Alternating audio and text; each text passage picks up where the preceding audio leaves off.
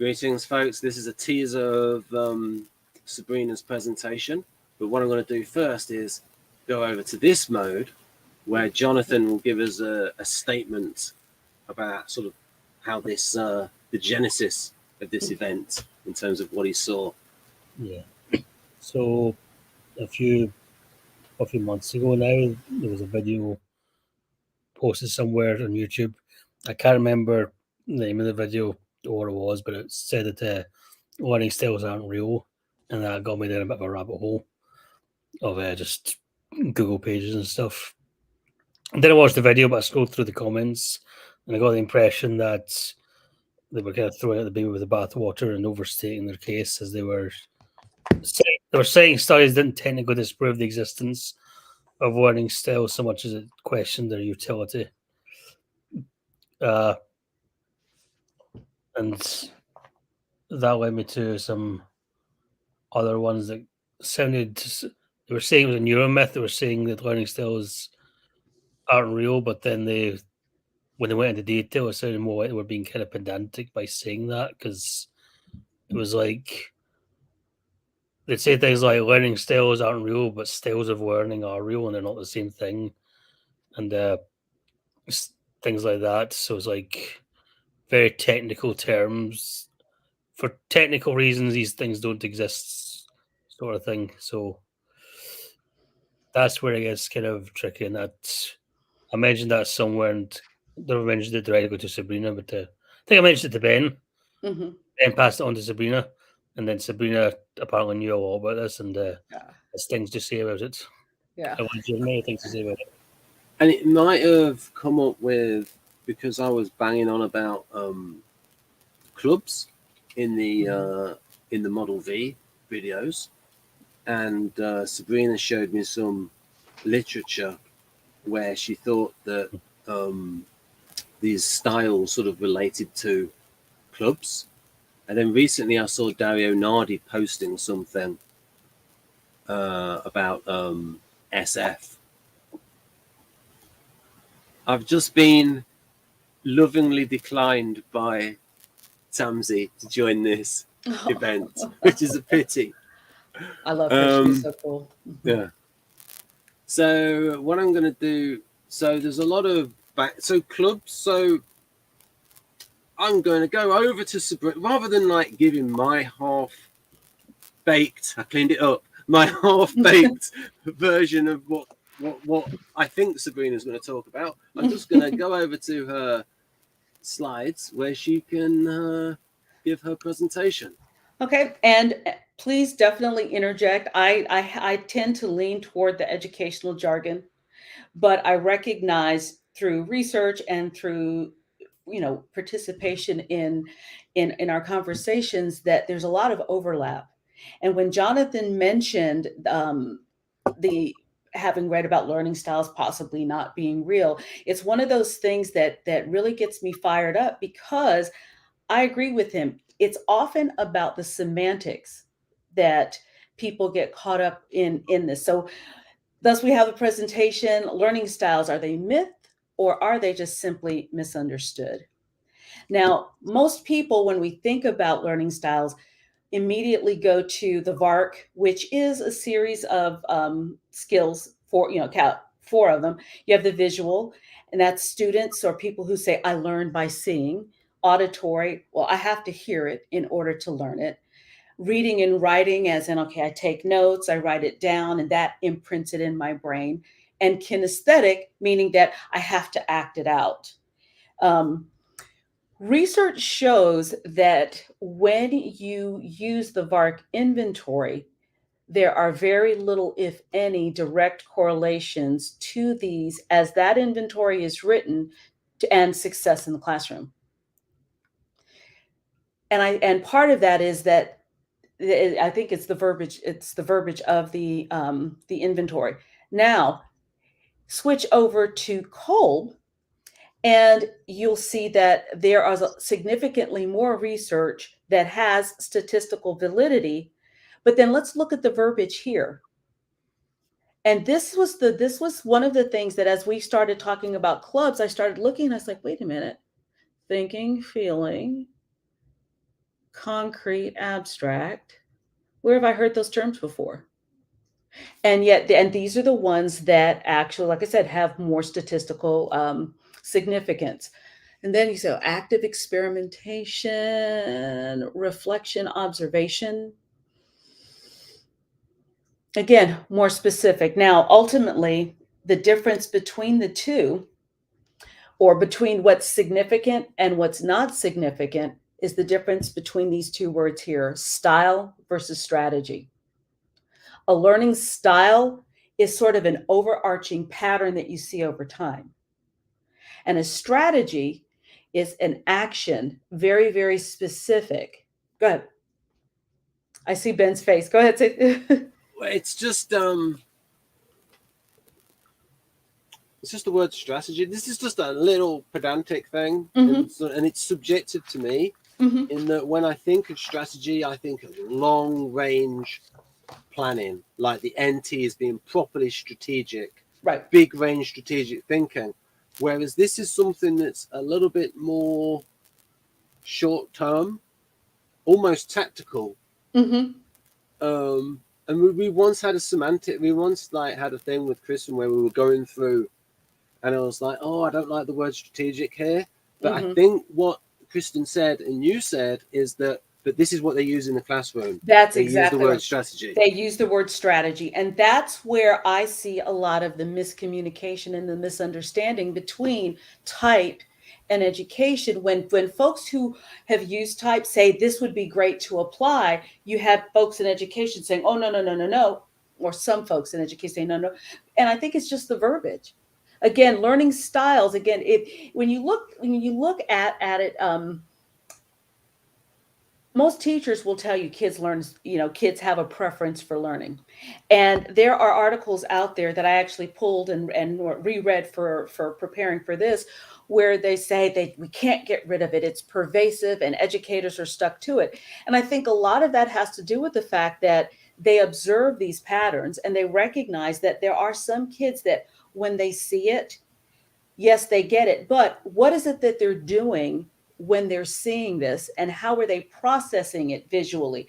That's where the strategy comes in. So go ahead. I have because NLP has done a lot of this, and I've sort of seen how the NLP literature has changed.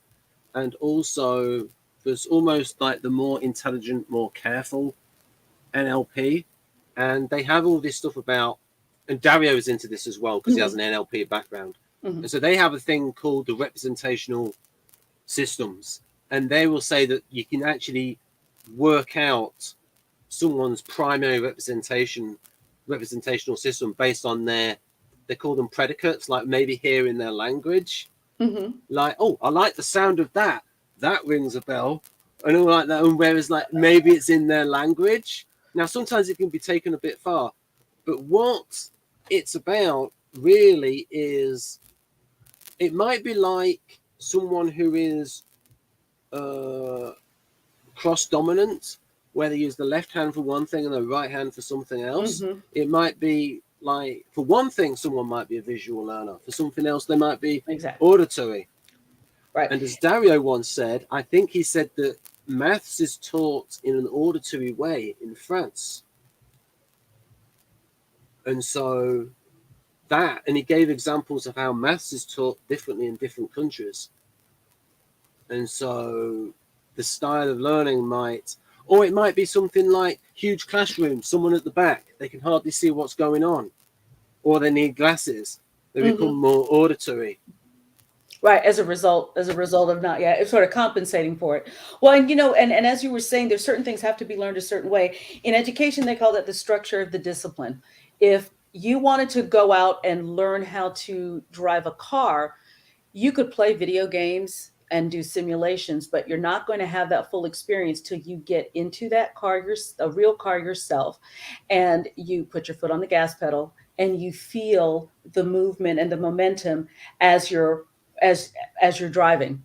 And so to say, and actually, it's very kinesthetic. Parts of it are visual, and then parts of it are audio. But I would say it's probably a combination of visual and kinesthetic, at least at first.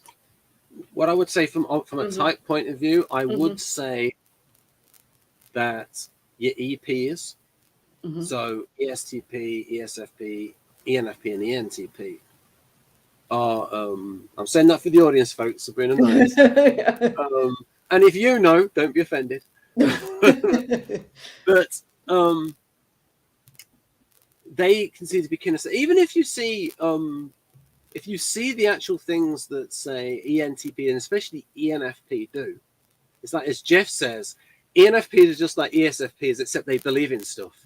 So they could do a lot of physical activities. So I can see how some ENTPs and ENFPs can be kinesthetic themselves, but they're not going to be as kinesthetic as your SE DOMs.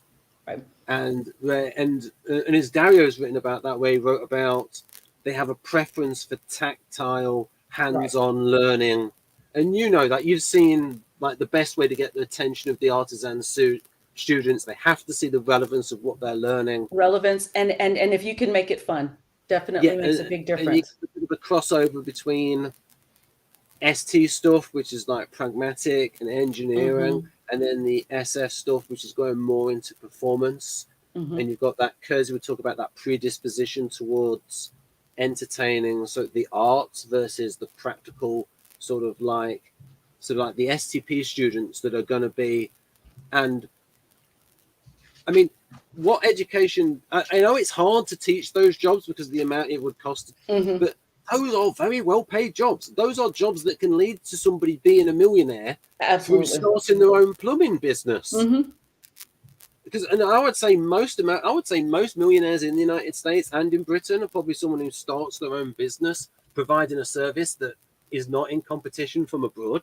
Absolutely. Because it's local firms, those small businesses. And there is that bias in education towards, oh, everyone has to go to university. And if you don't go to university, then you're a failure. And it's like... I prefer to say, then you're an entrepreneur. Yeah. This is better, But you see what I mean? It's like, but it's difficult. But in order to teach a whole class with this hands-on learning, you need the investment in all of that stuff to be able to do it. And they did it when I was at school. Like they had the woodwork. And it's like, and they did have vocational training where people would have things like BTECs, and they would have that. And in other countries, and in Germany, there's more hands-on. Anyway, but getting back on point. So generally, your EPs, more hands-on learning, but we mustn't take this too far in terms of, because also it's not just the case of, oh, all IJs are like, I mean, exactly. So for example, like ISTP and INTP, you can say, oh, they both lead with TI. They can be very different in their learning styles. Right. One that's like super abstract, and then the other one that's still hands-on. But we'd also say, because we've learned more about subtypes over the years from Galenko and Dario Nardi, that you can have, that it's not just a case of the ISTP as the mechanic. Right. It's these days you can have the ISTP coder. Like someone on YouTube, if people search out Celebok, CELEBOK, he's an example of an ISTP coder. And he does a lot of these flashy videos about from his ISTP point of view. There's not a lot of ISTPs on YouTube. And another way in which is unusual, he's an ISTP 9. So he doesn't come across as contending as you would normally do as a ISTP. But that, I think that is going to vary depending on who he's with. Because I would imagine that an ISTP 9 will be more harmonizing with people that he likes. Right. Or she likes. She likes. Whereas you random, because ISTP is one of those IT types where it's like their extroverted feeling is about this big. But at least they have one. Yeah, they have it. It's maybe this big, but I've got it. It's just there, just a little bit. Yeah. And so, but my point there is that we can't just say it's like the mindset where all EPs are like this, all Right. IJs. Exactly. I little J's, as in TI DOMs and FI DOMs. You've still got that big difference between concrete and abstract. Mm-hmm. But then also, I don't want to prejudice it too much by saying all ISDPs and ISFPs are hands-on. And that you can get the more academic ISFPs and ISTPs. I suppose it's like, but we're looking at sort of like the average ISTP, the average ISFP, and that artisan temperament going towards hands-on learning, and then that difference between SDPs and SFPs, that will sort of come through. What I've noticed in doing the events with Haley and Jonathan is that they both seem pretty visual. Haley especially visual. I don't know if you've listened to those, Sabrina, and could relate when she talked about. She said that most of her only recently she started thinking in words. Most of her thinking was visual. Yeah. How did you relate to that? Completely, because for me, I have found several years ago, I was in a meeting and I was embarrassed because I wasn't prepared to share my vision or my ideas for a video production that we were going to put on for the school system. It was, I guess you could say, like a marketing thing. Anyway, the meeting went on and on because I could see what it was that I was going to do in my mind, but I couldn't put it into words because I just found myself, okay, well, over here and over there. And in my mind, I could see it and I was pointing. And you should have seen the administrators looking at me like I needed a straitjacket. When it comes to things, there are a lot of times things will just come to me and I put it in a book. I will write it down. I make plans. I have journals all over the place. I could, if somebody came to my house and needed one, I could give them 5 so that they could take home and start, because I had that many, because that's where I put down things visually. I take it from here. And then once I've done that, then I can put it into the words that people need in order to understand what it is that I'm going to do. So what it might be is if we took the approach like True Colors, where they have a ranking. Yes. Or maybe we could rank it for people rather than just say he's visual. Exactly. She's auditory. Exactly. Yeah. I would say if you were to rank it, I think you'd have a much more complete picture of how students learn or how people learn in general. Because again, you've got the structure of the discipline, and to a certain extent, you've got to look at motivation as well to actually come out of their comfort zone. And what am I more comfortable? You have your primary preference, yes, but what are my secondary and tertiary preferences, and which one am I more comfortable coming out and using when I can't use my favorite? It would also play a part in that. So, as you said, the structure of the discipline. So I know two people I know. So Miriam did music technology, Cardiff University. And so the structure of her discipline, well, obviously auditory, and Joel, a videographer, obviously visual. Right. And so it's almost like,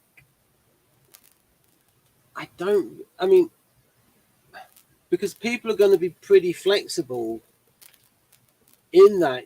You are going to be, but here's the thing, maybe we can sort of look at it in a different way. Is the person, have you noticed, so the person that's sort of pegged as, labeled as a visual person, does that extend through the whole of their traits? Like they're also interested in art, they're also visual in other ways, to sort of like, it's almost like, because in like temperament, that it's like we know there's something to it because these traits entail these other traits, so we know it's not random. And so if we can see that someone is visual in lots of different ways, we know that it's these individual traits are clustering around something that's real, that's sort of pulling them together, because we can say this is more than just chance. Or if someone is auditory, and then we could see in these other different ways in which they're auditory. Has that come through in the research? Well, I can give you one concrete example from my own life that because I can't say that I've seen it broken down quite like I've seen it broken down and prioritized by preferences, and that there are certain clusters that in turn relate to certain professions because these were their preferences growing up. They had to, had to learn it to get through school, but then when they chose jobs, there's a connection to those styles and the jobs that they choose if they have the luxury of choosing. I can't play an instrument. I envy people who can. I love music. I love to listen to it. I don't have an ear. I would watch The Voice. If I've told you this story before, I apologize. I'd watch The Voice with my son who played music, who's taught himself how to play a few instruments and was in marching band and concert band from middle through high school. And one day he asked me, because showed him how to start video editing, and of course he picked it up like that, and he wanted to know how to edit the audio. And so I told him, I showed him, and he said, this explains how you actually know how to edit audio, because what I was doing, I look at the sound waves, and I know how to make a transition by looking at the peaks. And so if I'm doing a slideshow and the music is part of the show, and there's like a ba-bum, and I want a change to happen, I look for the peak. I'm not listening to it. I'm looking at it as I'm doing it. I would place the clips right on those peaks and extend them to the length to go along with the music visually. Whereas for him, he was trying to use his natural inclination, which was to do it by listening to it, but then it was cumbersome trying to manage the video line with the audio line. But like I said, visually, I was able to show him how to do it like that. I know that I personally turn any and everything that I can into some form of visual. When I'm listening, I'll take and I will make a little diagram of whatever it is that I'm hearing. It may look like a chart. It may look like a matrix, which is one of my favorite things to do to connect concepts. I know that I personally do it to, like I said, to compensate for all of those for all of the other areas that I'm not strong in. I'll just say for the audience that in Personology, Kersey wrote about how NTs like the Matrix, and also in Please Understand Me Too, about the natural place is the intersection and sort of factorial, and how all these factors relate to other factors, and that's why they like the grids. Oh, I love the grids. intersection. Yeah, it's funny because I can't tell you how many times I will make a grid when in college. I would make a grid to sort of understand things, and that was all that I would study. And then from there, I could go back and write about it or tell about it. Whereas if I tried to take notes as it was going along, it wasn't happening, because I have to connect those things in some way. And once I do, it sticks with me.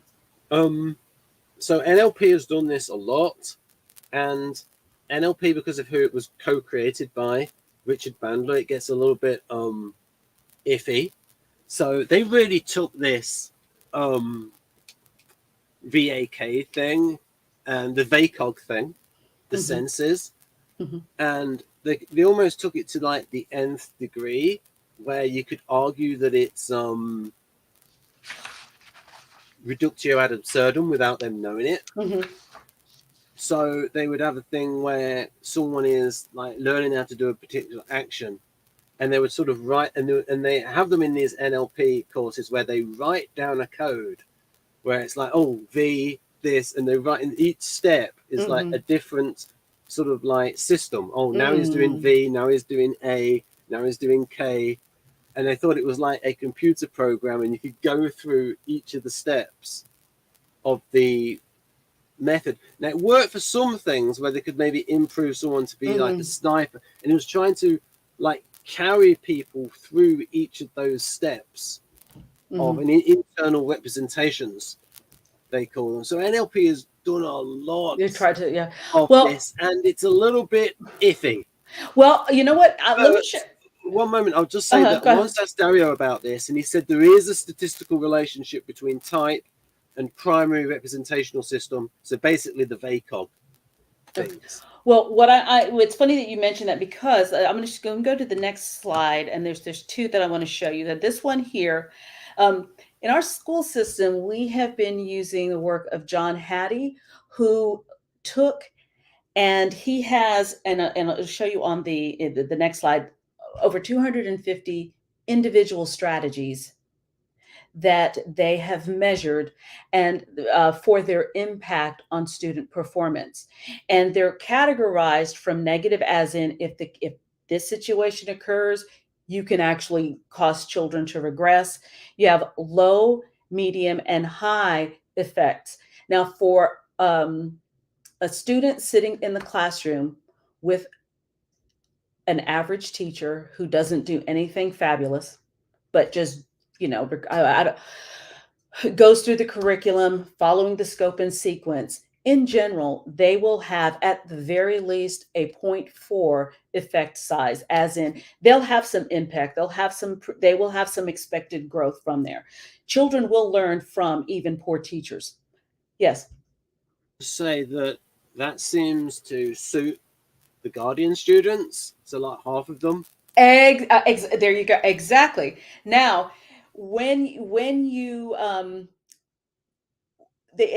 of course they have a lot of these things categorized, and so on the next slide, what I did was actually it's the slide after this one, but this is a sample of some of the different strategies that they looked at, and then they provide this. You can go online, download the PDF from the Visible Learning on Hattie's Visible Learning website. He's got a PDF. There's an Excel spreadsheet, several different tools that you can use on there. But essentially, these are the things that impact students, and their categories are classroom, the teacher, and for our school system, we did not focus on classroom and teacher as much as we focused on the actual strategies, because there are some things that we don't control. Reducing class size, sometimes it's mandated by the state. Sometimes that is, it's going to change from year to year based on funding. With teachers, teacher clarities, some of those things are things that teachers can work on individually. But again, in our school system, we focused on the student learning strategies and the teaching strategies. And let me show you what I noticed. And this is what really, got me fired up, was looking at, there's a spreadsheet that they have online that I pulled down, and then I started looking at it, and I noticed that some of these individual things fall under VARK, fall under the Kolb method. And I think that the part of the challenge with the other instruments, that when they talk about learning styles, that they're not as specific as this. These individual things have more statistical significance toward achievement in students. And you can find them under a subheading on, visual, auditory, kinesthetic, reading, writing, but they're very specific on how those things are executed. So for example, feedback, talking it out, so on and so forth. We could say that's probably an auditory learning style. It involves a little bit of empathy, because people like to feel part of the community. But you can't just pile on some of the other items that are listed in some of those inventories and then call it under one group, visual, auditory, kinesthetic, read and write, and expect it to have that same correlation as these individual pieces.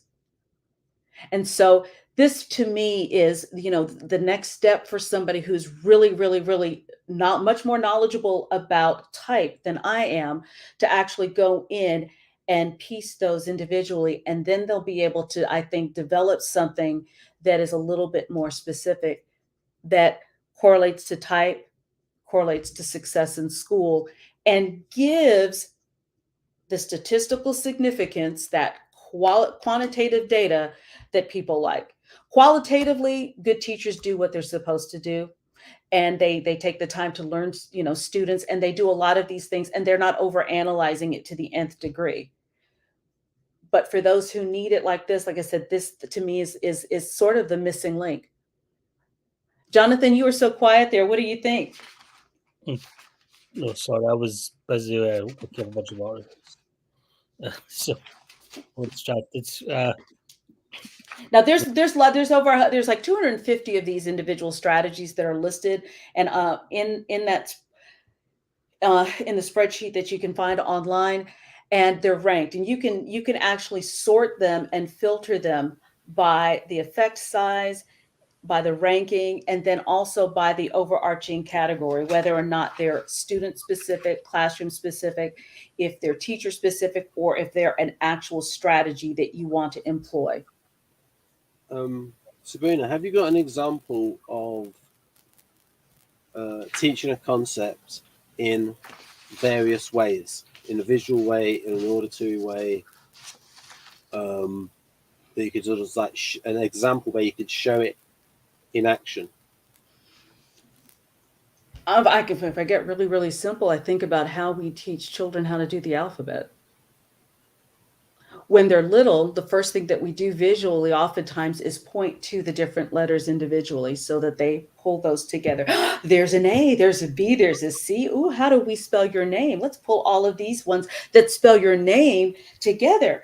Oh, Ben, B-E-N. What does that say? B-E-N. What's that? Ben, Ben. Oh, let's find Ben. There's Ben. There's Big Ben. There's Little Ben.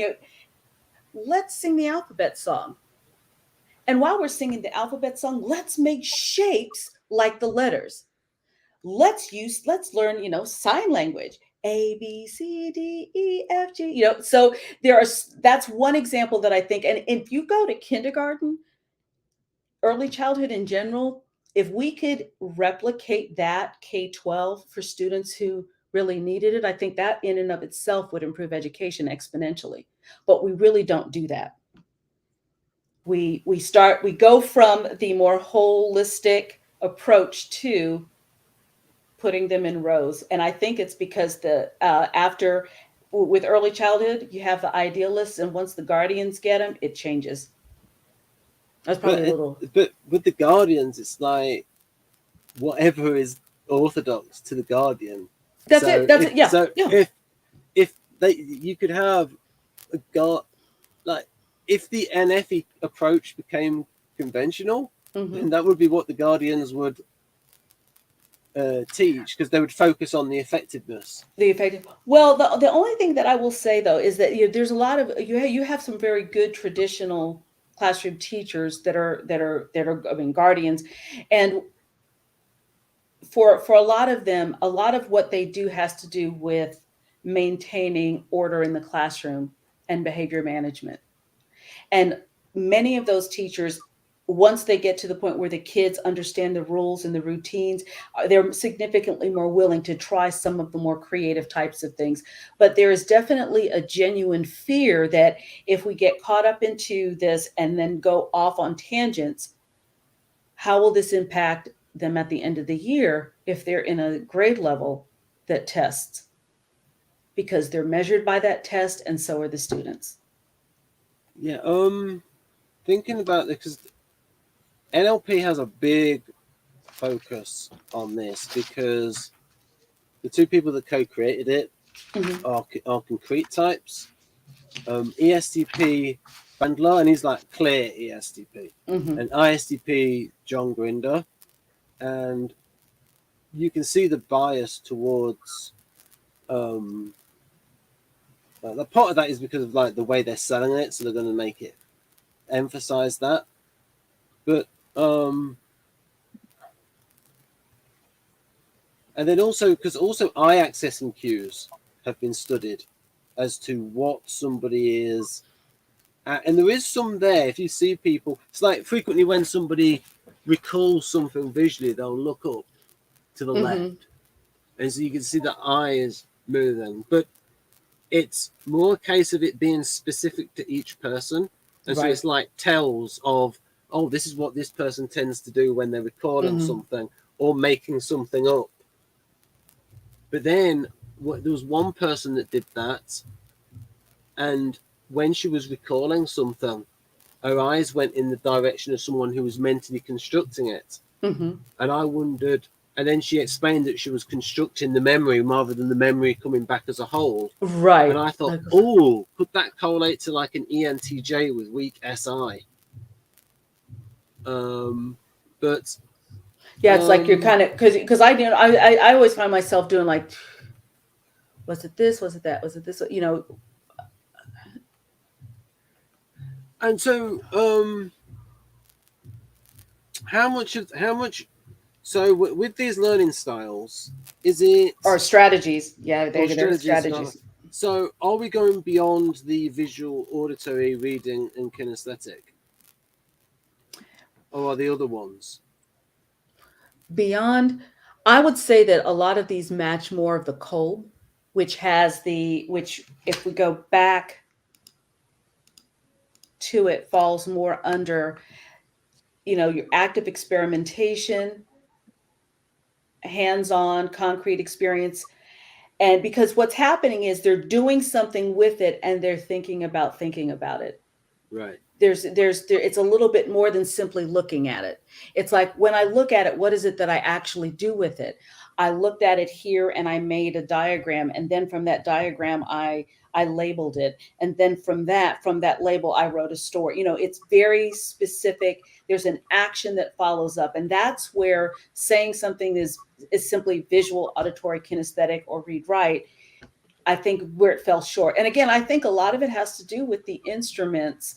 One of the criticisms that you will hear about Myers-Briggs, especially early on, was, well, it doesn't correlate to fill in the blank. Well, a 4-letter type, it's very difficult for it to correlate because there's so many variables, but you find very statistically significant correlations when you have 1, 2, or 3, especially if you have 2. And so they've modified it over the years, and therefore have something that's actually more useful than it was at the onset. And that's where I see the VARC falling short, or having fallen short, because like I said, I don't see anything that says that they've constantly revised it, that they've gone back and integrated things that that fall under those categories but have statistical significance on their instrument. I'm gonna be quiet for a bit while I find there's some things in NLP that relate to this. I'll just look for them. So I think the main thing that I was noticing when I was talking about was how people were saying learning.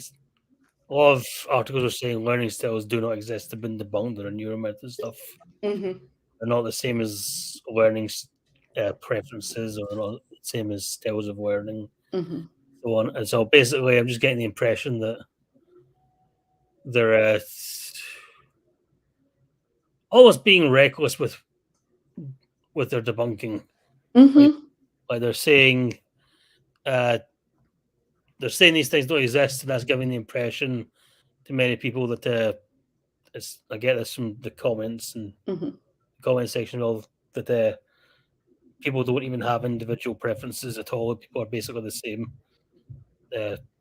which is kind of, there are people with tall poppy syndrome who think that everyone's basically the same and you don't want to rise above. And I think that kind of feeds into that syndrome. Yeah. One of the things that I have noticed, and this is probably a little cynical for me to say, is that sometimes you'll have people debunk something and then turn around and come up with their version of it, whatever it was. And that is the thing that I find very frustrating. It's like I've said on more than one occasion, that's where I find the Big 5 test frustrates the daylights out of me, because you can get those same measures from some of your Myers-Briggs forms. And I'm thinking to myself, I said, okay, they're talking categorical data, numerical data, like how they're analyzing it. And I was like, I've played with this on the back end. Y'all are full of it. Like there's this stuff, just like I said, it annoys me because I see it and I'm like, okay. Yeah, it's so much the repackaged. Repackaged, reformatted. This is the real thing. Now, I don't think that Hattie's did that. I think that what Hattie's did, they were looking, okay, really, what works? and they did a meta-analysis of I can't remember how many hundreds.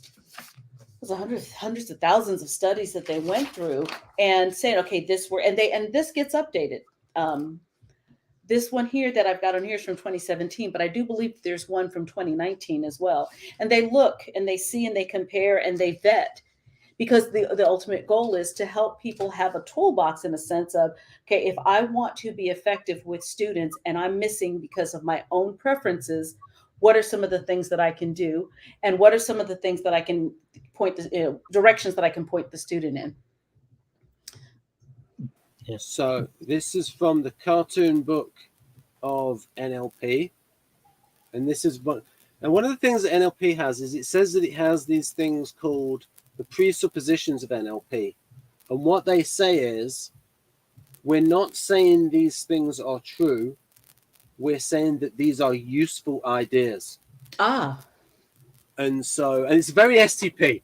Like, we're not saying it's true. We don't care whether it's true. We're focused on we say that these beliefs, these presuppositions are useful to, that if you believe as if these things are true, then it is useful. So, for example, it's not useful to believe that you are completely useless. Right. So there's a bit here. NLP gets criticized for this claim. A good cook might favor one or both of the other senses, smell and taste. But the claim about this claim rather, when it's pink, it amuses me. Interesting, we tend to favor one of the senses as a way of creating a map of reality in our minds. And so, and why was that? The question is, how true is that? So NLP will teach that, and then I've put here sort of my comments on that, that SHS makes similar claims. And actually, this is a big part of their diagnostics. Victor will type people based on their eye movements to sort of like see their, I call them mindsets, to see their IP, IJ, IP, all that kind of stuff. And I'm not so sure about that. And so this is just an example of, what's this about? The kind of language people use can give us a value. So how true this is. This is another presupposition of NLP called the predicates. That the kind of language that someone uses will give you a clue about what their primary representational system is. Like if they go around saying, "Oh, I like the sound of that," that rings a bell. Yeah. And it's like a lot of their expressions are sort of auditory. Or you have someone going, "Oh, it makes me feel a bit queasy," and it's like if it's like kinesthetic kind of predicates. But again, some of these things might just be like habits and figures of speech, rather than just. Do they have with the kinesthetic? Do they have something for the visceral or the physiological feeling that somehow may differ? Like if you have a table of how it. How the expression might vary across each representational system, like an equivalent, a visual equivalent of a feeling and an auditory equivalent of it. I think it's in this NLP book. It's like a table of it's sort of like they call them I think they call them representational predicates. I can't quite remember, but they have a table of. I'll have a look for. A table of, I'll try to change the screen for people. Again, visual people.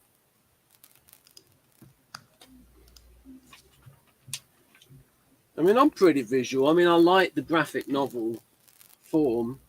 Representational. Predicates. Right, 192. Now, try and hold this up to the camera when I get to it. Right, here we go. Yes, I did get, I was going to say, okay. Right, here we go. So I'll just adjust this. So I'm going to go to semi-narcissist mode where it's... No, that's not right. If I... Semi-nar... Oh, just because we can see you? That's funny. Right, this is the semi-narcissist mode. Right, total narcissist is like... gotcha. Right, but like, here's an example on representational systems. And this book is 1994. Annie Linden's very old. And Murray Spalding, she's very fourish. She talks about how creative she is in an introduction. Like, she mentions creativity like 3 or 4 times. And I'm like, okay. So if you take that in. Okay. Image, sounds, or words and feelings, representational system, paying attention to language. And then I'll try and keep it at Predicate, sensory, olfactory, gustatory, visceral. That's what I was. Okay, visceral, tactile. Okay,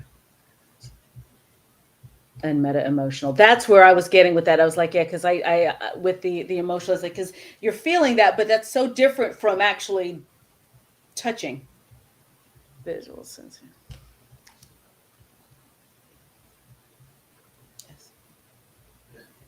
like the kind of words. I'm just trying to make sure it's roughly the same distance because the autofocus isn't great. Mm-hmm. And then now, one of the cynical things is that this is really just to get people to be more attentive in NLP.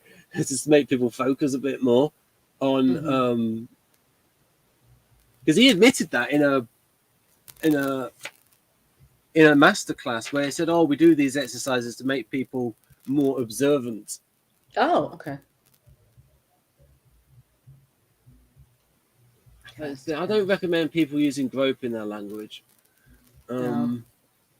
And I guess they're using the term cast in 2 different ways. Yeah, probably. Because cast a line and then cast as in, I guess, in my mind, I guess you can kind of do it the same way. You are now the cast of the show.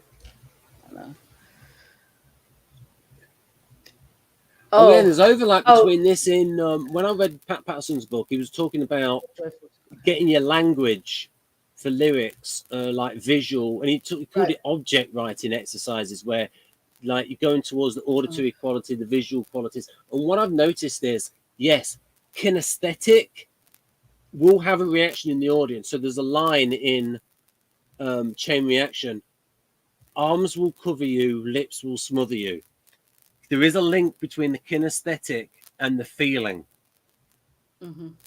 in lyrics. So if you want to get your lyrics very kinesthetic, that is close to going on towards feeling. So that because he had these object writing exercises, Pat Patterson, for songwriters, just very visually based writing. Oh, here we go. This is it. This is it. Translated across. I got all excited. Yes. Oh, the equivalents across. Okay.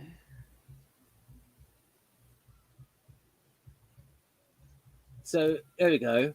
Recognize, eyeful, earful, stomach.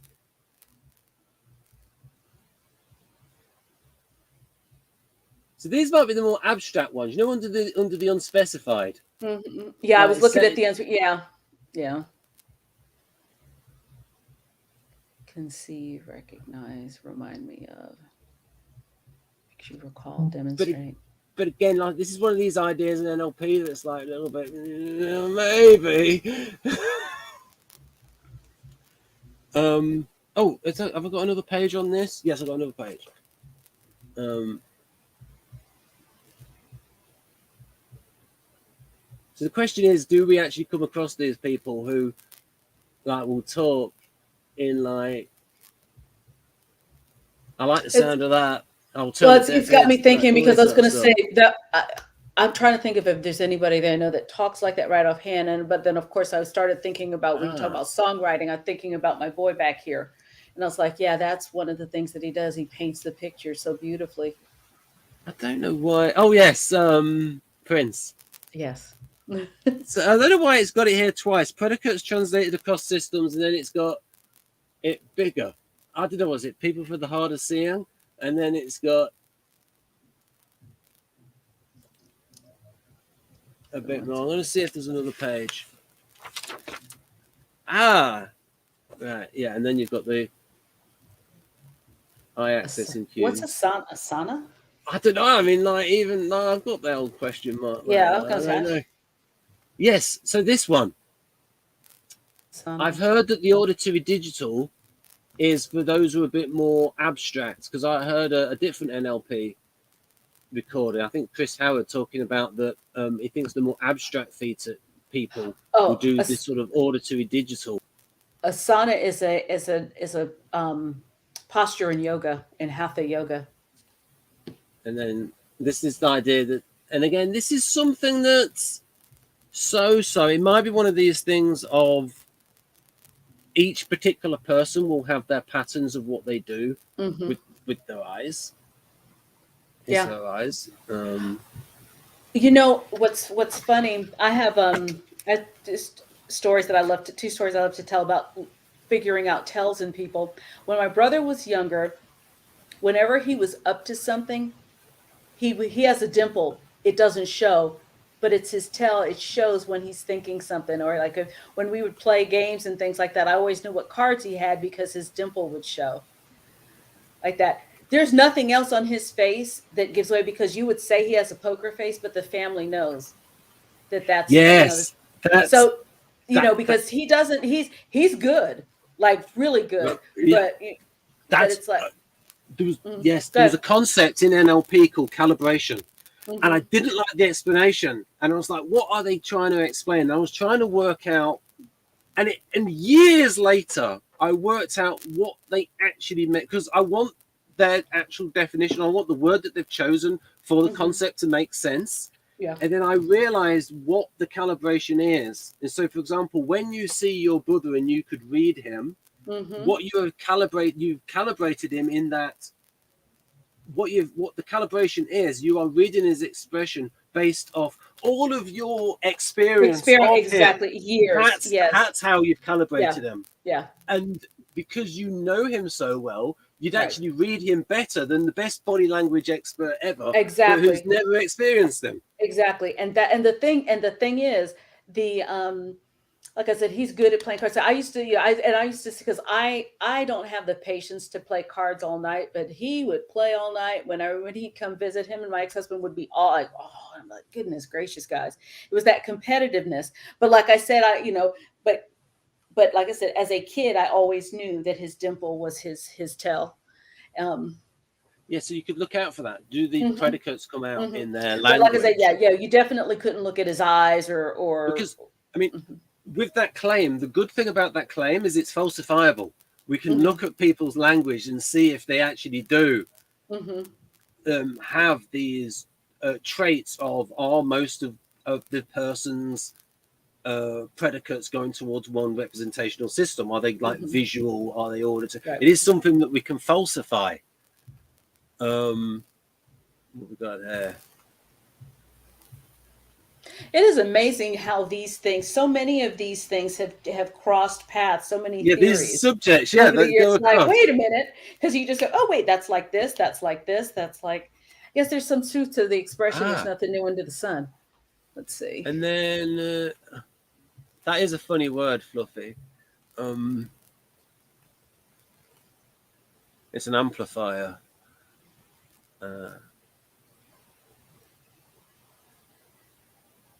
Now, is that true? This bit there in green.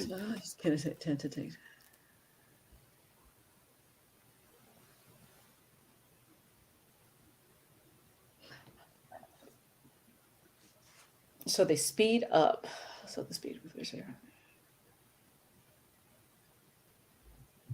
If you see, the thing is there might be a bit of a difference between like SE kinesthetic and SI kinesthetic. Because one of them, I think there's definitely a difference between taking in information, ideas in the abstract, and having a sensory experience. I've been taped as a kinesthetic person, by the way. Kinesthetic. Really? Yes, that was Catherine that knows about it. And it does. I can see some truth to it, because I do think that I find that when I'm thinking, I like to pace up and down an empty, quiet room with no visual. Oh, gotcha. Or no auditory stuff, just in my thoughts and my motion, and it's like the movement helps me think. The movement, okay. I can't just sit still and just I can do it, but it's not my natural. I could turn stuff off and be in a daze. I used to. I'm over it now, but I remember someone referring to me as that weird girl that's always in a daze. And in my mind, it's like I don't even know what I'm thinking, but I'm coming up with stuff. I mean, it's just I could put the brain in idle. Yeah, and so this book, it's one of the problems with NLP is that it's got loads of jargon in it, but this book cuts the jargon out and it has a chapter at the end. And it's made so if you get this book, the cartoon book of NLP. I think I looked it up. I think I've got that. That's on my to read pile. But now that it's summer, that's on my list. It's like, wait a minute, I remember this. Let's have a look at this, like multisensory experiences. Right, and then we could sort of like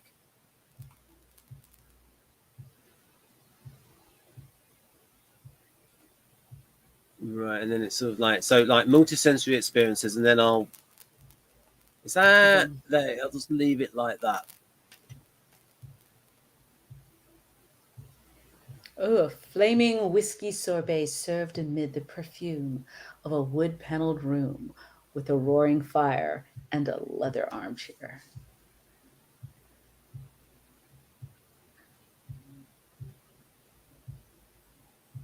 Reindeer milk ice cream.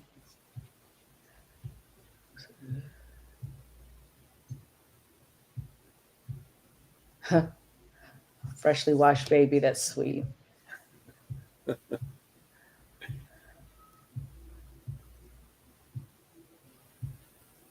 Jonathan, you tapping?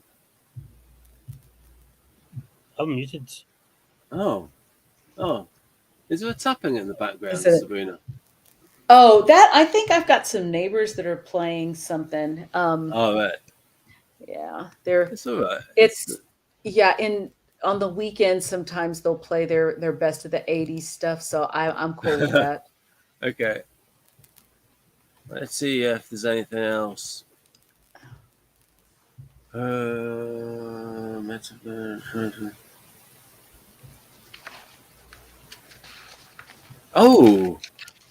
that could. This is sort of relevant. This is we'll just go through this quickly because it is a nice way what he's done, because there is some overlap with what Berens did with Core Tight and like so this is the idea of the personality onion. Oh, why did I think of Shrek? They're like layers. Onions have layers. But are the Irish in you? Yeah, just a little bit. Yeah, why is this idea useful, like the personality onion? Because there might be some overlap with this, where you've got, because also it's like the planes, environment, and so it's like Berens would say the contextual self, and then we've got as Victor the Pips planes and Victor the social and physiological, again contextual self. Go through these quickly. Next one. Oh yeah, so you can see those capabilities, social beliefs and values, identity. So you see the NS would go straight towards like purpose and identity, values, beliefs. And then there's another one. Oh, clues for understanding somebody else's layers. Oh, like listen and watch.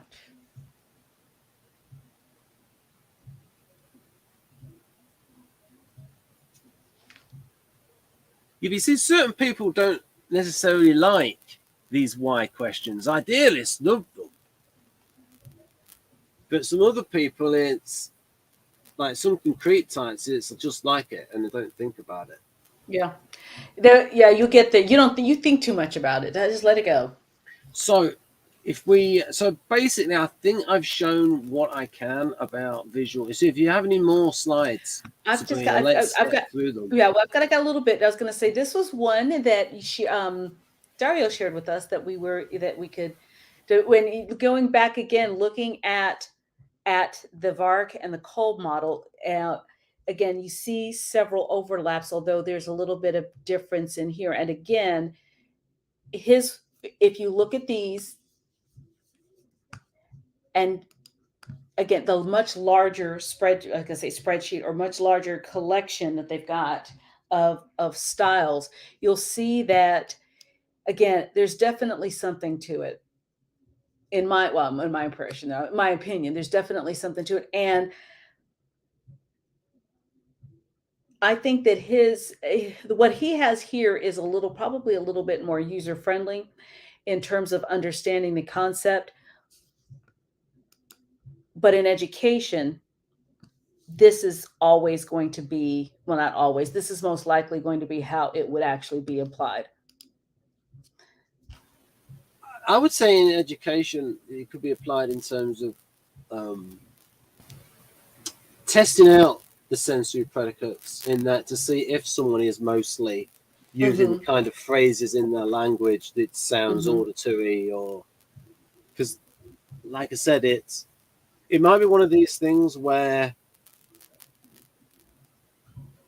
like, say 10% of people where it is a thing where it's like, oh, this person is, their language is showing they're using a lot of auditory related words. So maybe assuming that internally they are very auditory. I was gonna say, I consider myself visual, but I'll often become kinesthetic because in my mind I'm pointing to it or drawing it out, because I wish I could just take this and give it to you. See. But if you looking at what Dario has here, the talkative planner, walk through options for action for what you will say or do for next time or off in the future. Flexible experimenter, understanding by doing, that definitely is that's your more kinesthetic learner there. Technical mimic, but this also has an element of kinesthetics to it, but they're going to watch it first before they try it out. Easy to recall and apply techniques with precision tools. Pinpoint, control your body, seeing and feeling how muscles are functioning. But there's, I'll just say that looks like the SI yes of it. Yes, I was going to say, because Tai Chi. Yes, it's like internal bodily harmony. Yeah, but pay attention.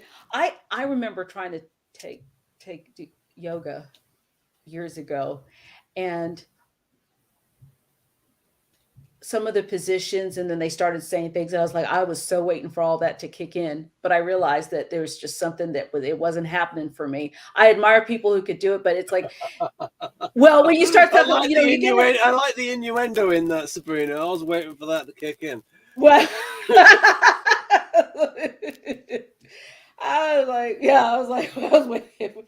Yeah, it just wasn't. Yeah, but and then part of it was like, it was just, I was amused by how they were expressing it, and I think I was distracted because I was watching folks. Okay, let's go to downward dog, and that they would get in the position, and I'm looking around. I'm like, okay, wait, when am I was waiting for this wave of something like you see in the movies to just come over me, and I'm sitting here thinking, can I hold myself up in this position? And if so, how long? And why are they looking like they're doing it the right way? Am my eyes supposed to be closed? Like, I found myself, I could not.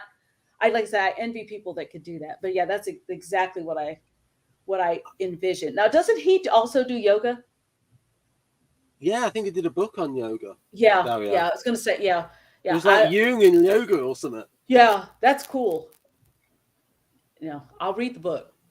Yeah, I'm just not. It may be Psych yoga, which I think is a different thing. Hold on. Which yoga? What's it called? Psych yoga, which might be different. Hold on. Yeah, that's that typology from Russia, isn't it, Jonathan?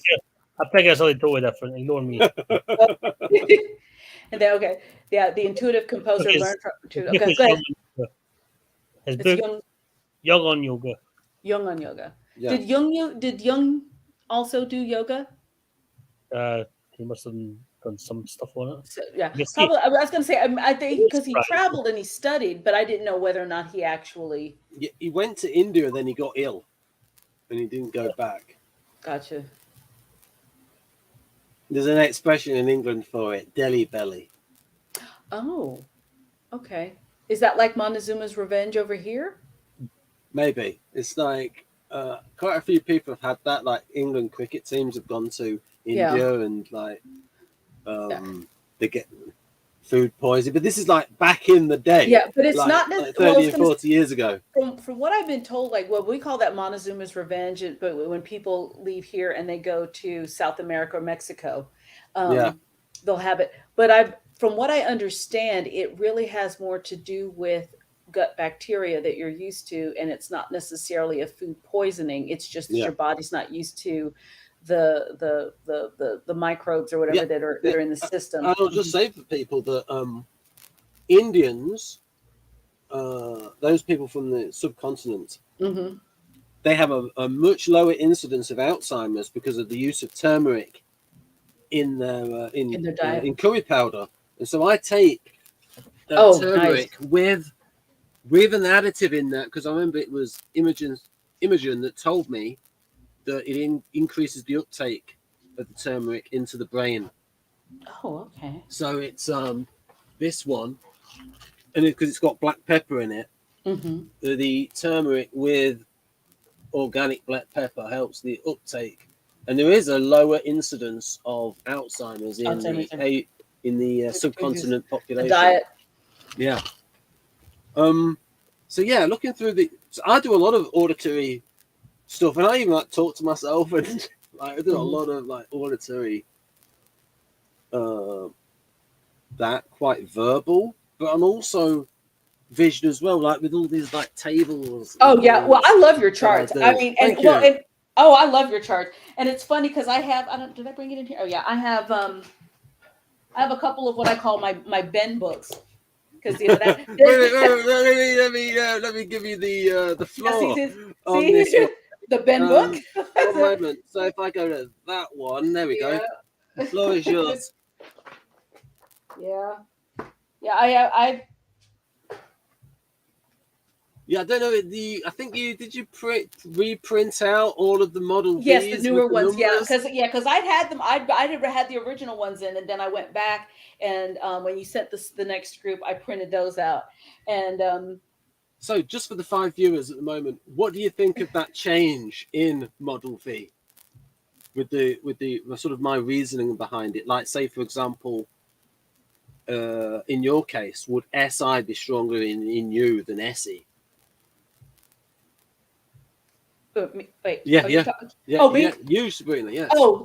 Sorry. I thought you were talking to the viewers specifically. Yeah. Maybe certain parts of SI.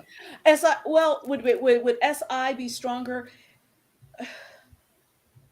In some ways, when I think about, in some ways, I would say yes, but then I'm not sure if it's just the fact. What about the cautiousness part? When I say SI, just think essence of guardian. Okay, essence of guardian. I definitely have more essence of guardian within me than I have essence of artisan. Right now, mind you, I have my moments where I can be very rude, but it's almost like it's time to put on that hat and let's go and let's do our thing. But in my mind, it's like I was a bit of a scaredy cat kid.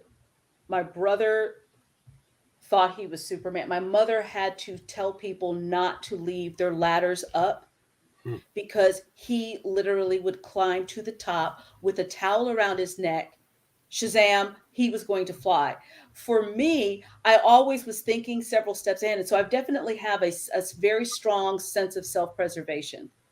When we started talking Enneagram, I was like, my social was technically higher than self-preservation, but my nature is very self-preservation. I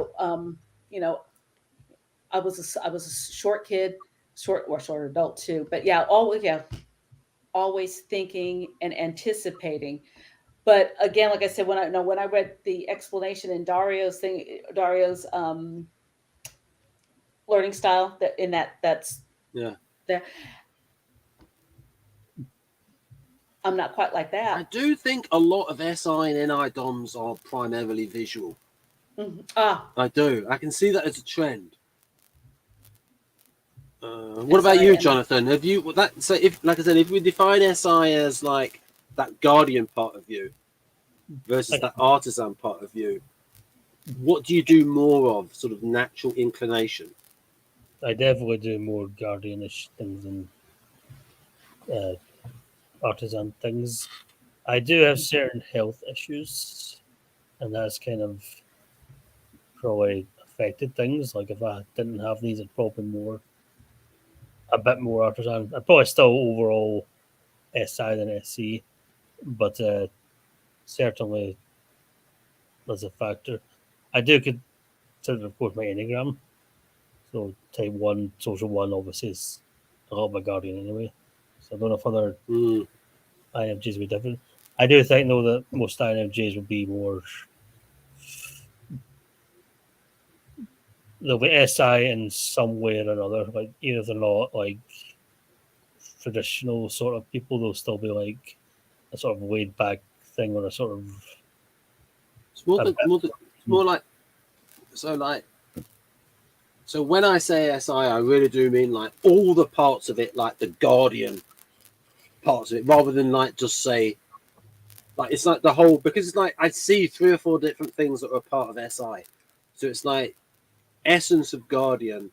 So maybe it's like, because if you can sort of see how it goes together with the cautiousness and thinking through and all the consequences and seeing the development of things. And SE is like totally in the moment. And I can see how you could both admire that. Yeah, that's so opposite from your lead function. Yeah. Oh, it's not. I wish in my fantasies, I wish I could do that, but I'm always thinking, yeah, you live totally in the moment, but who's going to take care of the future? Because someone has to. Just let me think. How about I think just at least 2 steps ahead?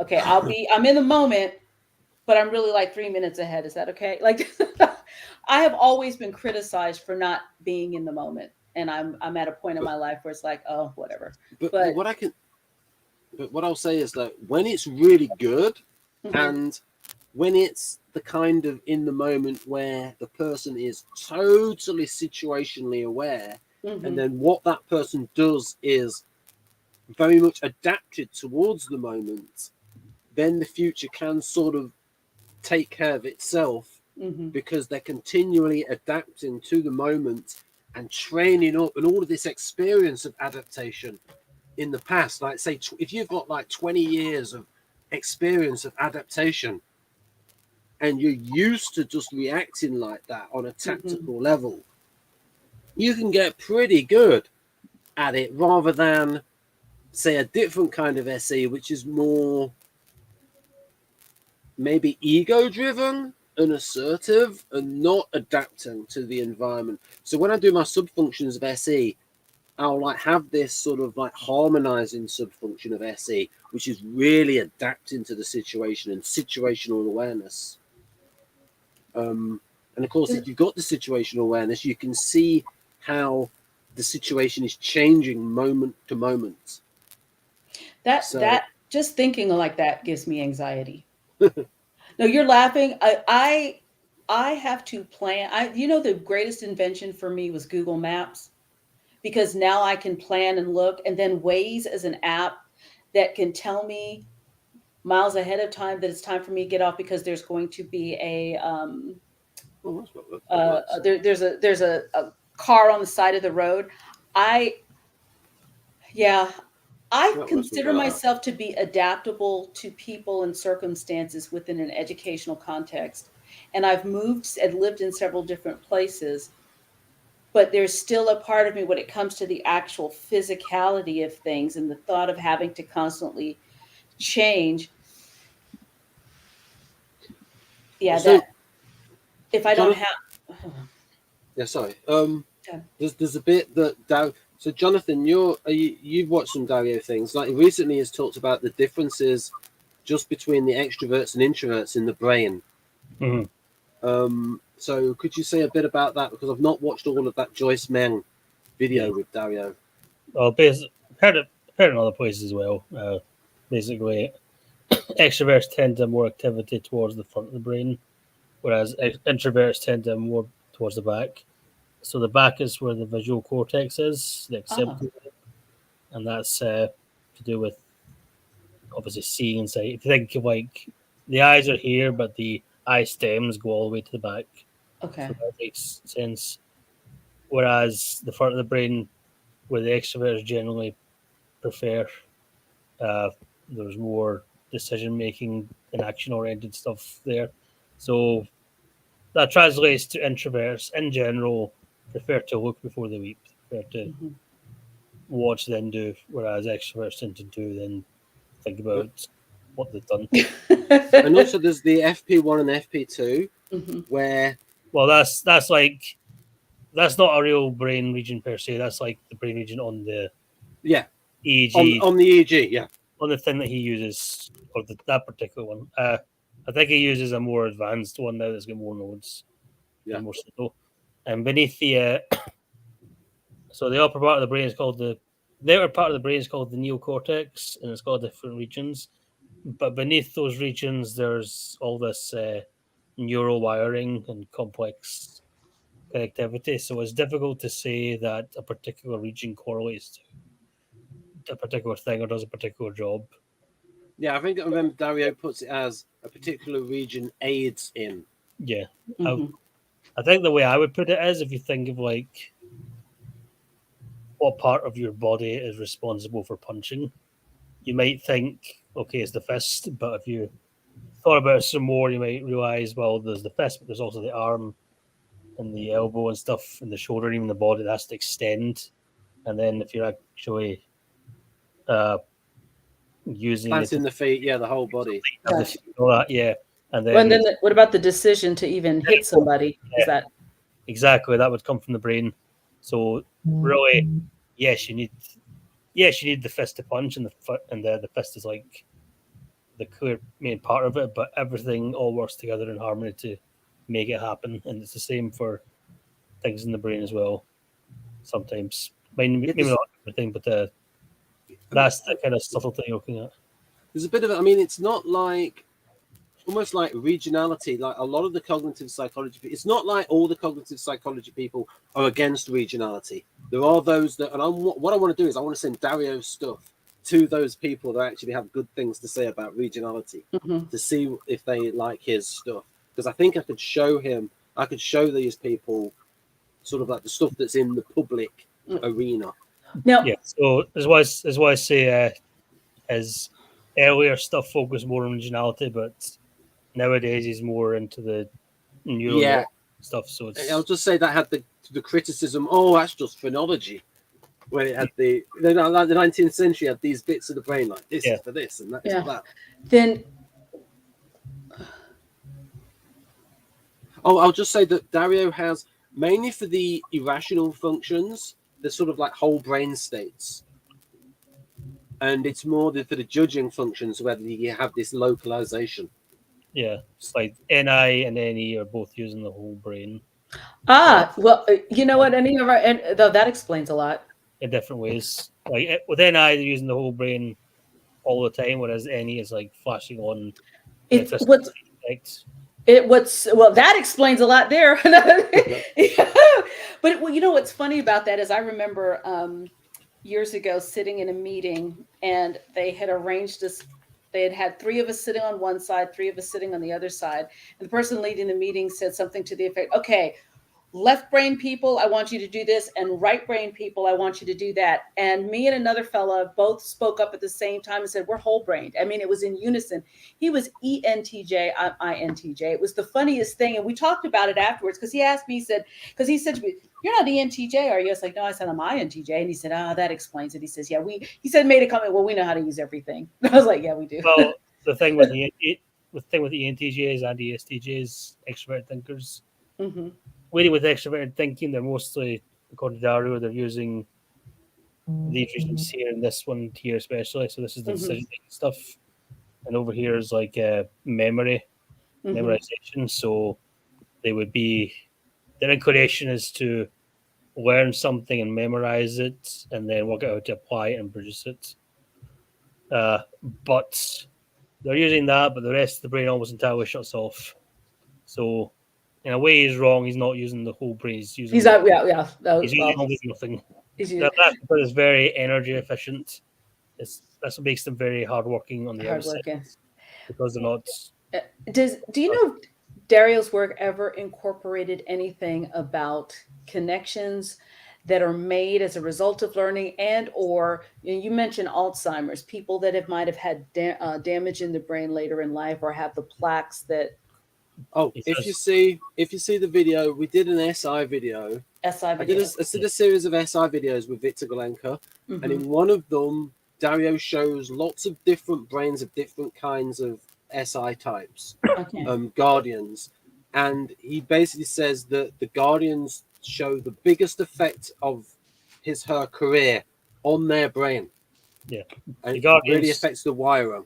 The guardians, especially the ISTJs, he says, show the most variety in their brain, which is kind of ironic because they're yes, the job leaves its mark on the brain, like neat. And you see that at the whole type level as well with guardians. The job leaves its mark. And he emphasizes that. He does emphasize that with all the types that your experiences in your career and education stuff. They all leave your mark. They all leave their mark regardless of what your type is. And Alzheimer's and stuff would have an effect as well. He does say that ENFPs had the least amount of variety, which is another ironic thing. Least amount of variety in what? In brain wiring. Like they were really interesting. Yeah, because they don't stick to one thing. That makes sense. That makes sense. Yeah, that makes the brain in a certain way. Yeah, there's still variations, but compared to the ISTJ, night and day sort of thing. That is interesting. I remember 1990 ushered the that was the decade of the brain. In education, it was like a whole big thing. It was in education, not in the world, but they actually announced that in 1990, and I bet you had some like IIT pedants saying, but it's not a new decade yet. That's the 1990 year of the ninth decade. 1990. And all of the books and the literature that came out was about the brain. And there was one, I may still have the book somewhere around here. I think my favorite book was Making Connections, Teaching in the Human Brain. And so in my mind, I imagine now we're going to make them like little cyborgs. We're going to be able, they do this, that's going to, make all those connections. I mean, I was literally thinking along those lines. And so that's what hearing all that stuff, it's interesting. So yeah, for the guardians, they're literally making those connections and changing the wiring. Because they do the same thing. Because at the whole type level, you see them do the same thing again and again and again and again. Whereas ENFPs are doing lots of different things. So there's no time. It's almost like building a muscle. If I lift this. Basically, when we learn something through rote learning, through repetition, we're burning neural pathways in our brain. Okay. It makes physical changes in the brain. And sometimes are more resistant to that than others. So like INJs will be more likely to make intuitive leaps to understand things. Those, and that get a bypass. Yeah, I don't need that. I'm good. Which is why you might find that you're able to understand something in a moment, and then later on you'll forget about it. Whereas with SJs, they're much more inclined to do that, so they'll burn neural pathways much more easily. Which is one of the reasons why they do better in the present education system. They can take it in. I think if you think of the way I would think of that is the way you're burning your pathways like that, you're kind of have a subconscious expectation that the skills you're learning now will be useful today and useful in 30 years and 40 years. Got you. It'll be useful for the foreseeable future. That's kind of the subconscious assumption of SJs. And also they want job security and they want the job for life and they want to stick with what they know. I can relate to that, but of course I was raised by guardians, so that's another thing. Guardians. I love them. Yeah, but that could back up the strong SI for INGs. Because I can relate to that job security thing. The security seeking. I don't know if that's true for all INFJs though, but it may just be me. Maybe, I mean, you could say that because INFJs can have a problem with TE, that it's such a difficulty for them that if they get some safety in that area, they want to sort of like stick to solution. Definitely, because I can definitely see how it's not so much that I like a particular job, but like I feel more secure if I've got that. When I think about going for another job, I feel less secure. Just thinking about another job. Whereas someone stronger with TE might Yeah. think, oh, I can pick it up Yeah, quicker. yeah, and thought about NI and NE and SI, so SE, just for completion's sake, I think they show really, they call it a ping pong model, like a really simple, straightforward Oh, okay. process. Yeah, like I like being just really in the moment and the zone all the time. So the default. Ping pong. Are you talking about SE, Jonathan? Yeah, that's what. Oh, he called it the tennis hop. Tennis the hop. metaphor was Tennis that, hop. Tennis that, hop. that it was like there's someone on their feet. The metaphor being that the tennis players just bouncing on their toes, waiting for a stimulus to react. Oh, like this. Yeah, but what that means is for the SE Dom is that the brain is in this sort of low energy state, but receptive to a stimulus, and so that can sort of correlate to SE Doms not needing much sleep, and until they get that outside stimulus. And what I say about SE Doms is they can concentrate better than anyone else if their stimulus threshold is reached. Otherwise, they're bored. And you see it in sport where being in the zone. And you also see it with these players who are big game players, where the more pressure there is, the better the person performs under pressure. Yeah, I can get in that zone, but it's not as natural for me as being reflective. Yeah.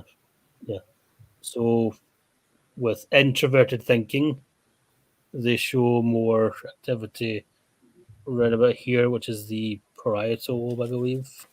Yeah. That does a few. While you go on about that, Jonathan, please continue. I'll make an adjustment. Oh, that's wrong. That's not wrong. I'll need to take that off screen. Oh, okay. There you go. So if you continue, Jonathan, I'll show that for people. The parietal lobe is right about here, I think. But basically, it's to do with things like measurements and noticing temperature and weighing up options, some mathematical stuff. If you look up so all the TI stuff is in. So that's my color code. Yeah. All the TI stuff, and so I didn't just like pluck this out of the air. I actually looked at the sections in Dario's book to do these color coding. Those are the TI areas.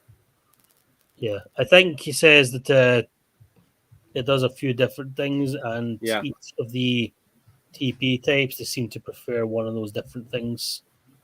Like one will prefer measurement, one will prefer weighing up options, one will prefer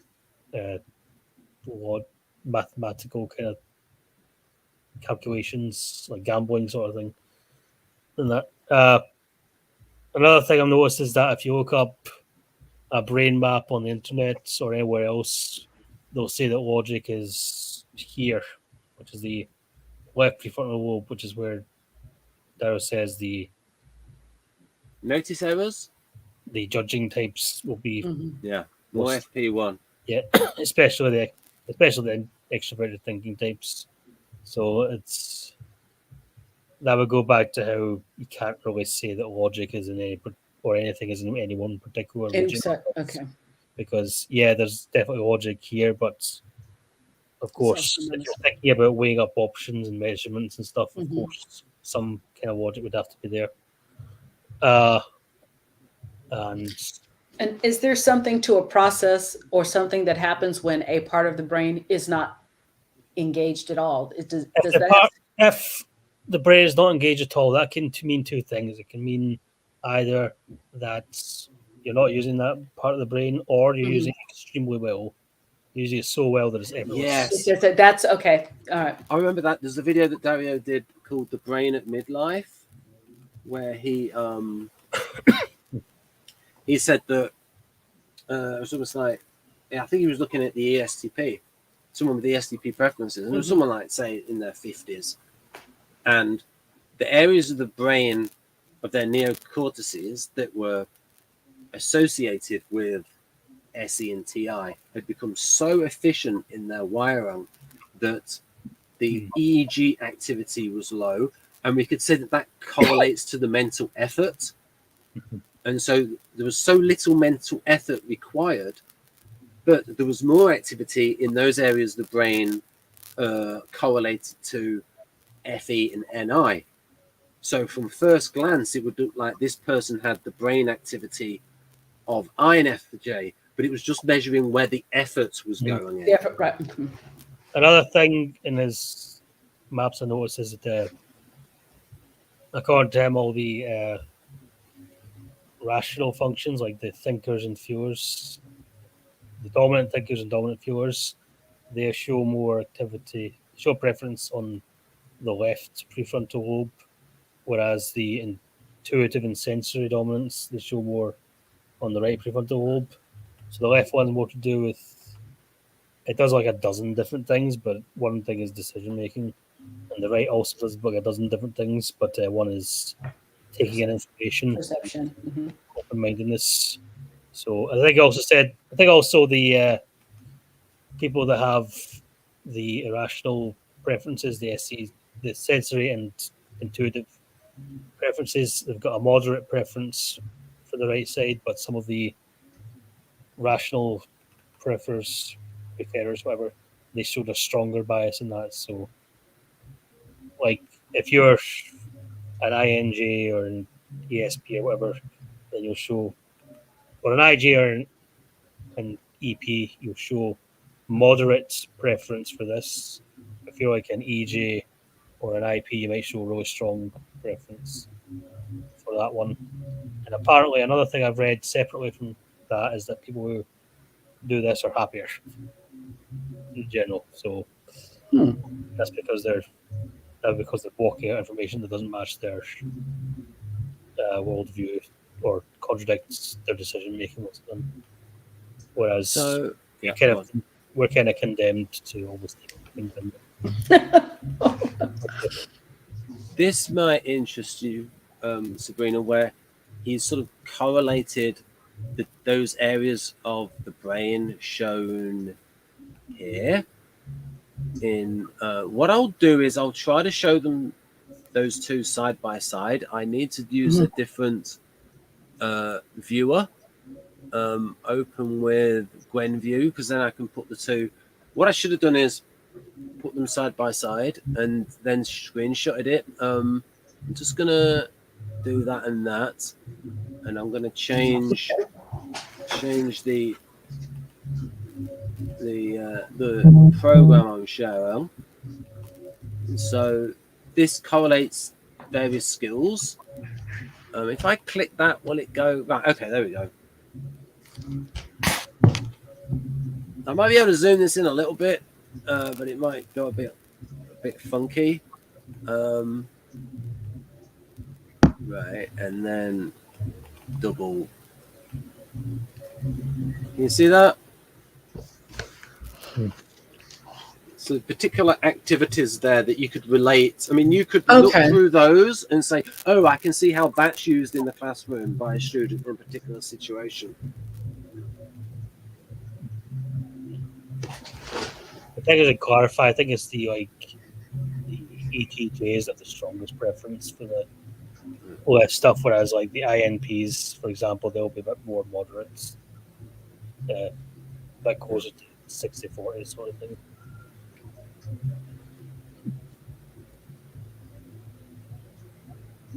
Because of course INFPs and ISFPs are big more emitting novelty than like an ESTJ.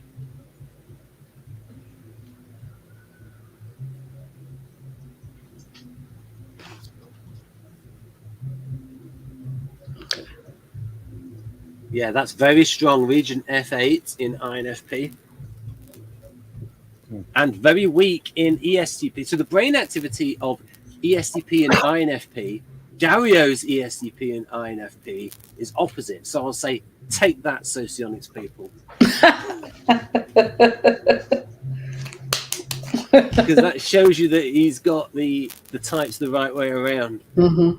Yeah. And also in Dario's brain research, all of the because this will prove that the Western has got it, because socionics has a few of the types backwards, especially the sensory introverts. So for instance, socionics has ISTJ and ISTP the wrong way around. So Farah, when she was I mean, on the surface, she's ISTP. I think she's ISTP. Like, she's got the artisan. Like, she has an artisan approach to like her career in as a sort of a technician in the lab. And Farah had more activity. She had the EEG, and we did an event with her. Went through her data. She had more activity in FP1 than FP2, and all the people that resemble a type which is modeled as having a leading judging function. So all the EJs and all the in the MBTI code, all the IPs that all theoretically lead with the judging function, they all had more activity in FP1. And all those which are EPs and those which are I big J, Yeah. they have more activity in FP2. Because really, in terms of functions, Jonathan isn't a J, he's a P, but what we can say is he leads with an irrational function because he's NI. And you, both of you are externally J's, but internally P's. Yeah. Just for completion's sake, so the feeling introverted viewers or Dara the show, I can't remember everything you said about it, but I think the show activity in like areas to do with listening and like really deep listening to people and attend to details and attend to personal values and so on, whereas extroverted viewers, they're a bit more about more general stuff. I think I said extroverted viewers and introverted sensors sometimes show similar patterns or similar areas as far as like attending to values. I could be misremembering a bit. I'll also say he says he doesn't actually type people according to their brain scans. He'll ask people about, he'll do a regular one-on-one conversation or Myers-Briggs test or whatever to figure out what the most likely type is, and then he'd do. I'll just say he uses temperament and interaction style as a big part of his typing process, and he will give people some profiles and sort of like self-discovery to sort of go through, because he wants the person to have buy-in in their type. And he'll have the cognitive process assessment, and temperament and interaction style. And when he gives someone the results, he probably won't say that this is your type. He'll say like, okay, your type resembles this. Yeah. Like here's the top 3. Yeah. Although you can eliminate certain types with a high degree of confidence. So yeah. Like if you've got someone with a load of activity here and they're quite meek, probably not an ESTP. Yeah. So this is from years and years ago. It's one of his older books. So his newer stuff's a bit more. Yeah, but he's not come out with like. Yeah. He should come out with a because he even had that promise, like even on the front of Neuroscience of Personality, it says 1.0, and he said, one of these days I might do a 2.0. But didn't he say that there was a protege or somebody else had started doing some of his work?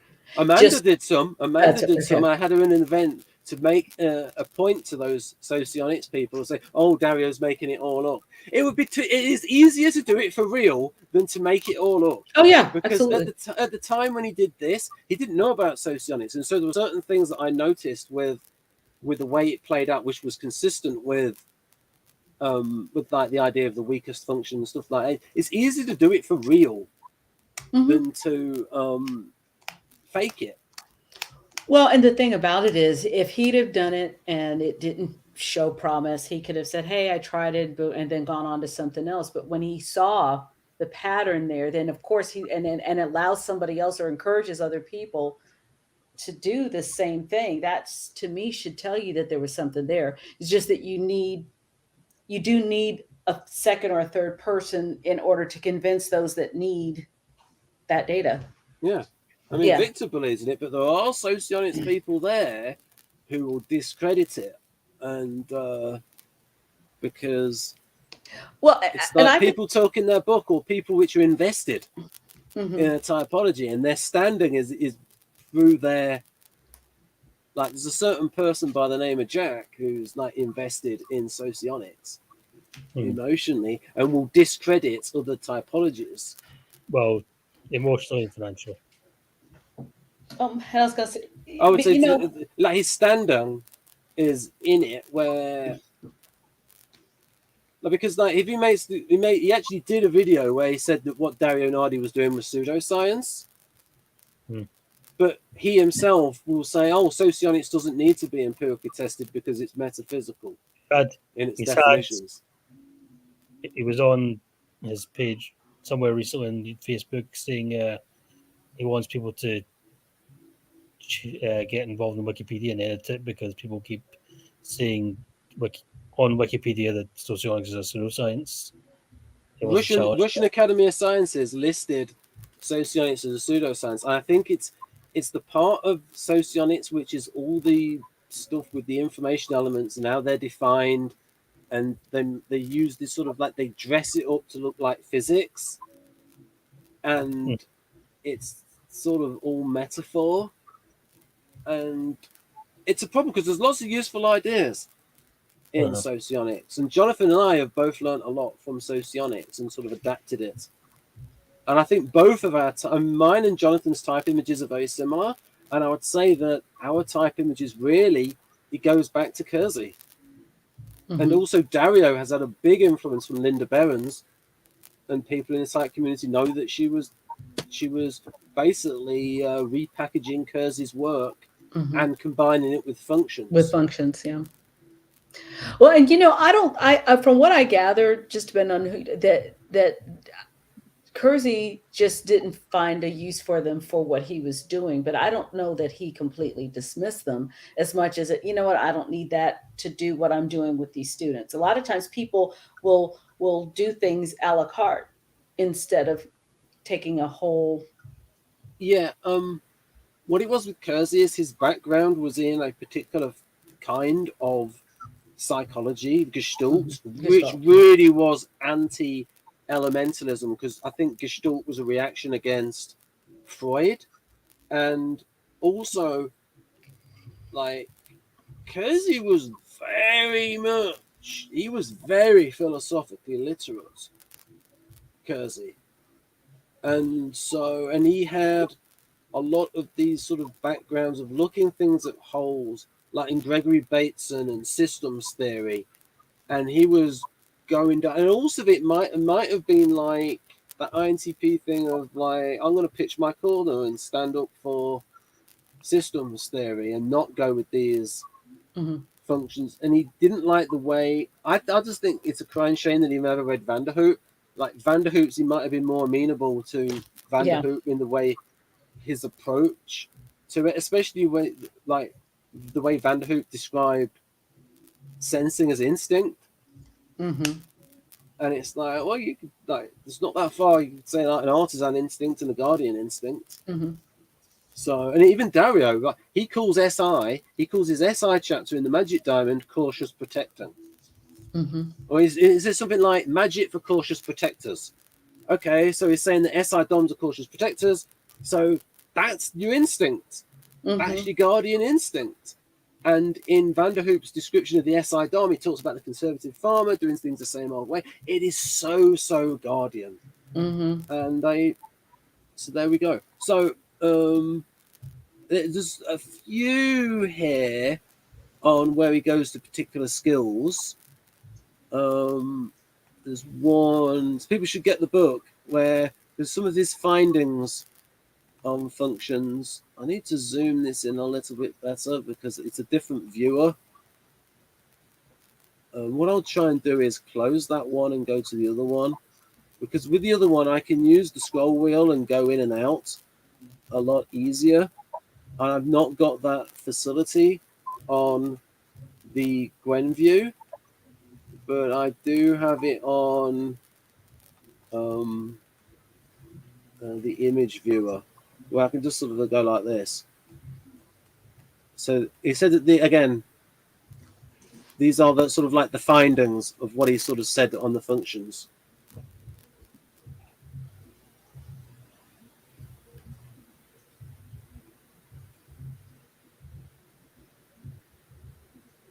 Yeah, he's more about this stuff is still true, but he's more on the networks now, how the different regions work together. May quickly stop listening. Oh, that's funny. Yeah. That correlates, I would say, to the especially those with sort of weaker FE. I think with the SDP, I think Dario said if you tell them at the beginning why you want them to listen, then they'll listen. Like if they accept the utility of what you're going to tell them, then they'll listen. Oh, I'd like to talk to you the reason why, then they can decide, and then yeah. Yeah, that one was tricky, the hard to embarrass. I think I discussed that with Jeff. The hard to embarrass? Really? Interesting. I sort of see what they mean, sort of like FE. Jonathan, I think you got a good input on this. It's like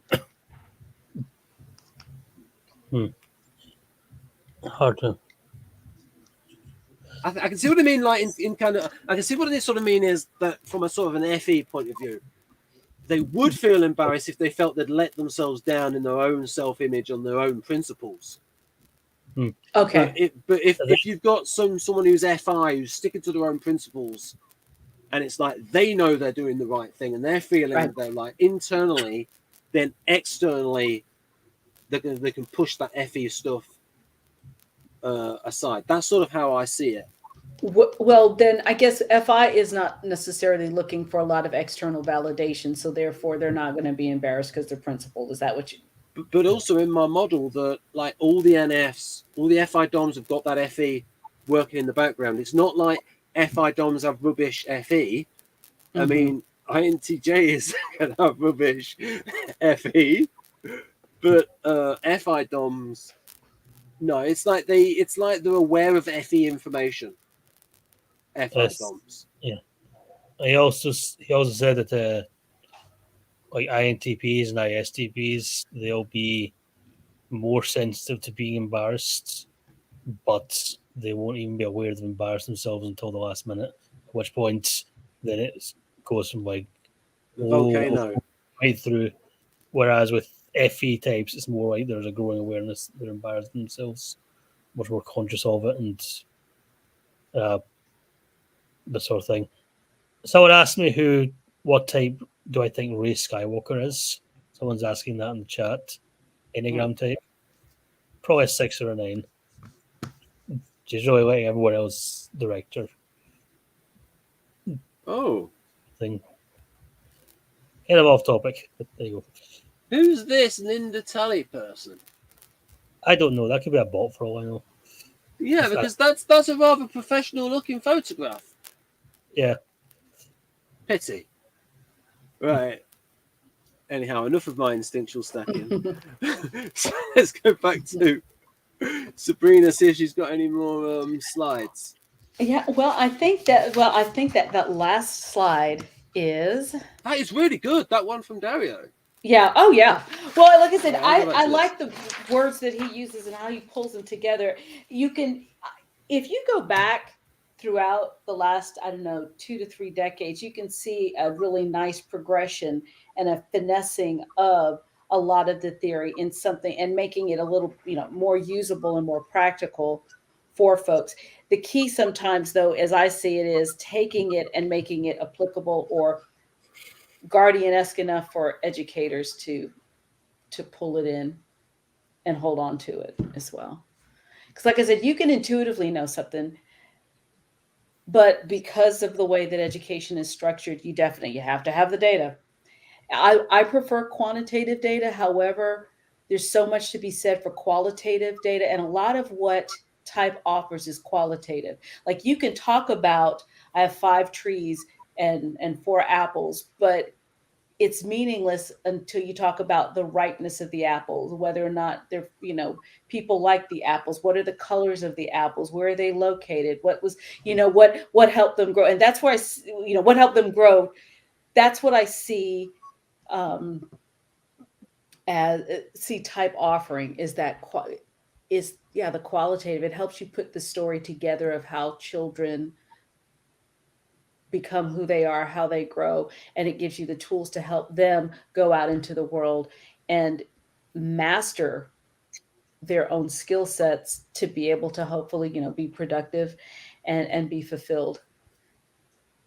But again, like I said, education. So is this the final slide? This is the final thought. Yeah. So the last question would be: is it a myth or is it misunderstood? So I have an idea. So Jonathan, could you go through the objections which people raise in the material that you've read, and sort of have a counter to all of those, or a comment on each of their objections or points that they make, even if they're not objections? What are we talking about now? Because okay, so you've linked those articles where you've read, or it started where you read about the debunking of this. I just wondered if you had a counter to what they've stated, their points. The main thing that the main impression that I was getting was that they were saying that learning styles is a myth and that it's a neuromyth and it's all been debunked and so on.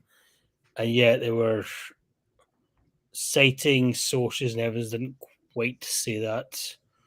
They were more saying, or they were attacking a particular model, and I thought it was the whole thing. So, like, they were saying learning styles don't exist, but they really mean learning styles trademark don't exist. And it was like not considering that to the ordinary person, they were not going to make that distinction. And so kind of leaving a very confusing picture. Is like just throwing out the baby with the bathwater is it's like they're almost a comparison might be, I don't like tri-type, but I like tri-fibs. Yeah. Yeah. Yeah. So they're attacking a particular interpretation of wearing styles, Exactly. and they're acting like that's the whole of it. Yep. Well, and really, like I said, I think that they get a lot of that from the students. People, teachers get a lot of information from students and feedback and their observation. And so when they lean toward, this child learns visually, there's something to it. It's just very difficult to quantify it. And it's also difficult to quantify it if you don't go back and reevaluate or retool the instrument, if that's what you're going to use. And then again, the verbiage styles don't work, but then strategies do. And then the way that we use strategy in this context is completely different from, say, the way that we might use it in typology. So I said it definitely, a lot of misunderstanding is what I see. It's kind of like someone saying, there are left-handed children, so left-handed children should be exclusively tailored to their left hand and never expected to use their right hand. Exactly. Yeah. No, that's not. No, that's the preference. Yeah. And we make some accommodations when we need to. However, they're going to need both to get through that. Yeah, absolutely. Yeah. Absolutely. Yeah. So some of it's the objections sound like they're asserting their science, asserting we're the more scientific approach and can't believe all these educators still use this outdated stuff, while acknowledging that they've made changes to it and they're not interpreting it in the same way. Another thing that I have come to see is relationships are always mentioned as a key component to effective education. Type is all about that. And so even if you're not necessarily, and learning styles, getting those conversations going and recognizing those individual differences, many times, that it offers the teacher the chance to say, well, Jonathan, I love that you're left-handed. You know that you're only 10% of all people are left-handed. You are special. You are 1 in 10. Now, I am going to need you to use that right hand from time to time. Jonathan can now be validated for who he is, and hopefully will be in a better position to accept that, yeah, he might be a little different, or they're going to have some adjustments that he's going to make, but my teacher has my back. You don't get that if you don't have a way to help people build those bridges. And everybody going into education is not naturally intuitive and feeling enough to know that from the get-go. Sometimes, education sadly can be something for people to fall back on. It can be something that they thought that they like, and then get in there and they realize it's more challenging. And so again, whether it's learning styles or type or what other tool that you got, it's just one more thing that you can pull in order to hopefully be more effective. If I was left-handed, I would find that very annoying, by the way. What, to be left-handed? No, to be told, like, oh, you're so special. And Well, no, yeah. Okay, well, look, I'm pretending you were 3. So you're little. Yeah, you're special. I have, what's funny is the number of people in my family that are born left-handed. Both of my brothers were left-handed. My younger brother was made to use his right hand. The only thing he uses his right hand for was to write, but everything else he's left dominant. And so is my older brother Nelson. It was the same way. Jeff's a bit like that. Jeff thinks that he might be left-handed, but was forced to be right-handed. Well, that there's a lot of was it Sinister Dexter with a lot of You used to say that left-handed people were sinister. Sinister, yeah. And it used to be S and R, didn't it? For like it used to be like for various rotations, it would say R and S for sinister. Yeah, it's crazy, but that's how they it was viewed as almost like a superstition. Yeah. But Jonathan, I do think you're special. You are was it Scottish Yoda? I mean, how many people can say that? So I think though that it's like where the truth is somewhere in the middle. Like this is where it's taken to its extreme, where Victor will type people to get their what he calls the temperament and I call the mindset, to differentiate it from Kersey, where he will look at the eye accessing cues. Again, this idea, he'd really taken that idea from socionics of eye accessing cues. And because I remember in some of the reports he did, he would diagnose the mindset and then the club and intersect those two ideas to type somebody, because each mindset has 4 different clubs. So for example, you've got an EP that's an NF, an EP that's an NT, an EP that's an SF, and an EP that's an ST. And so from his point of view, he believes that empirically typing somebody is seeing how their eyes move and their affect display. And so now that is empirical, but it might not be 100% relevant to type. I mean, it's empirical that someone moves their eyes like that, but it's not necessary that particular, it's a one-to-one correlation with a particular group. That's a legacy of behaviorism in science and cognitive psychology and science. Cognitive psychology and psychology.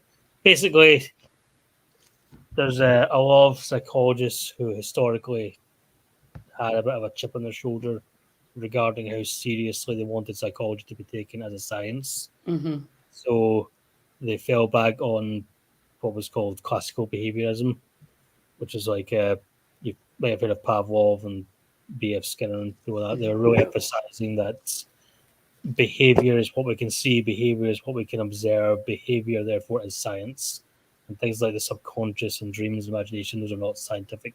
If you can't observe them, doesn't matter if they exist or not, we're not even that's not even part of the conversation. So that, like, classical behaviorists would say that personality is behavior. The way you behave is your personality, and there's where it comes from is kind of secondary, if relevant at all. And later on, you had cognitive psychologists who were influenced by the discovery of computers, or the creation of computers, and they sort of acknowledged that there is internal processes in the brain and stuff to do affect behavior, but they still wanted to be empirical and research oriented. So cognitive psychologists are where we get they're one of the main reasons we get questionnaires in psychology, because they're sort of reflecting what's going on in the brain, but there's still more empirical data. And then finally, of course, you get biological evolutionary psychology with neuroscience and with DNA and all that stuff. So those are the three. Those are their modern day equivalents in a way, are like the dominant forces in academic psychology: modern behaviorism, modern cognition, modern biological. That's also probably where you get the term cognitive behavioral psychology. Whereas the psychodynamic approach, which is Jung and Freud and all that, that's sort of out with academic psychology almost entirely. There's a minority of psychologists who do know that stuff, but most psychology students, if they learn about it, it'll be like in the first couple of classes where they learn the history of psychology, and then hardly anything else again. So a lot of them will leave with the impression that this was all done in the past and isn't really relevant. But it is still being taught today, and it has been updated from Freud and Jung. Yes, exactly. It's just not so much in the classroom. It's more like in private institutes and private courses and so on. And the occasional university will teach it. So much of that stuff gets renamed and repackaged too. That's the thing. It's that that's why I said I look and I say, well, this looks like this and this looks like that. Oh, wait a minute. Yeah. So Jonathan was talking about behaviorism, and Kersey made this distinction, and I wish he would expand upon it, because I sort of get it, and it's hard to explain, and it's also something that's mentioned in praxeology, because David West Kersey was into Austrian school economics, and there's this idea in praxeology about purposeful action, meaningful action, and Kersey did make that distinction between behavior and action, and that Kersey in personology was putting that emphasis on studying action, and people would criticize Kersey for being a behaviorist, and I'm like, hang on a minute, look at a Kersey book. There's like half of it is about motivation, what the temperaments want, and all of that sort of stuff. Yeah.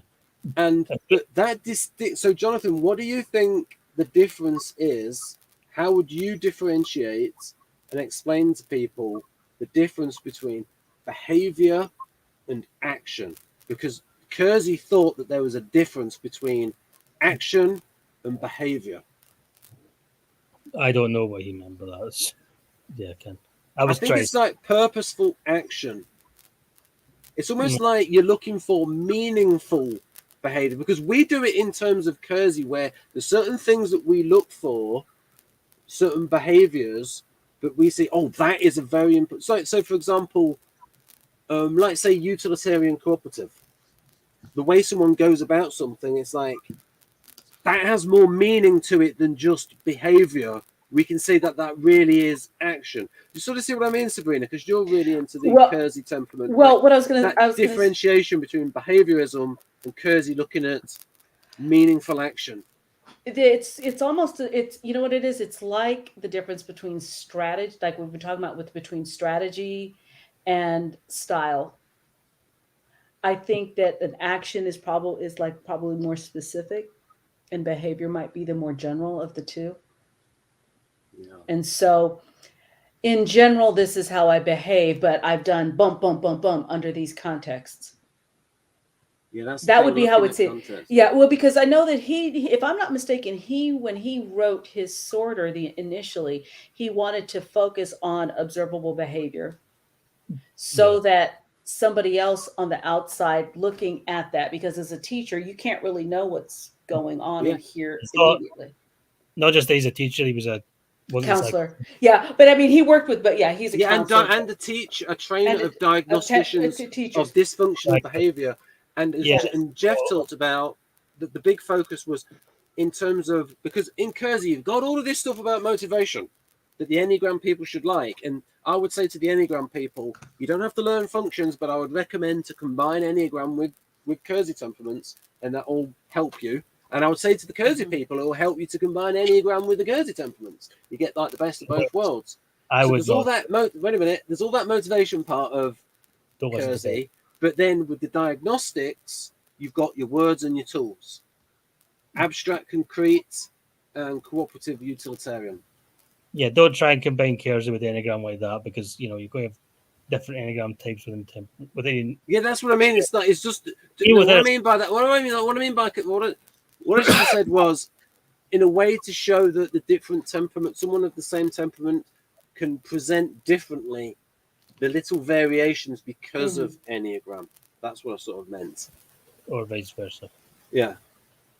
Like, say, an artisan who is a 6, and like these Right. little variances that you can get. Yeah.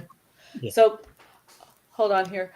Action is the act of doing something. Behavior is more about the way in which you act. So that's a quick Google on the technical difference between the two. Because he Action. did, yeah. Because there is a bit input where Kersey mentions the criticism of behaviorism. And I just thought, well, maybe you could just do a page on that, Kersey. Yeah.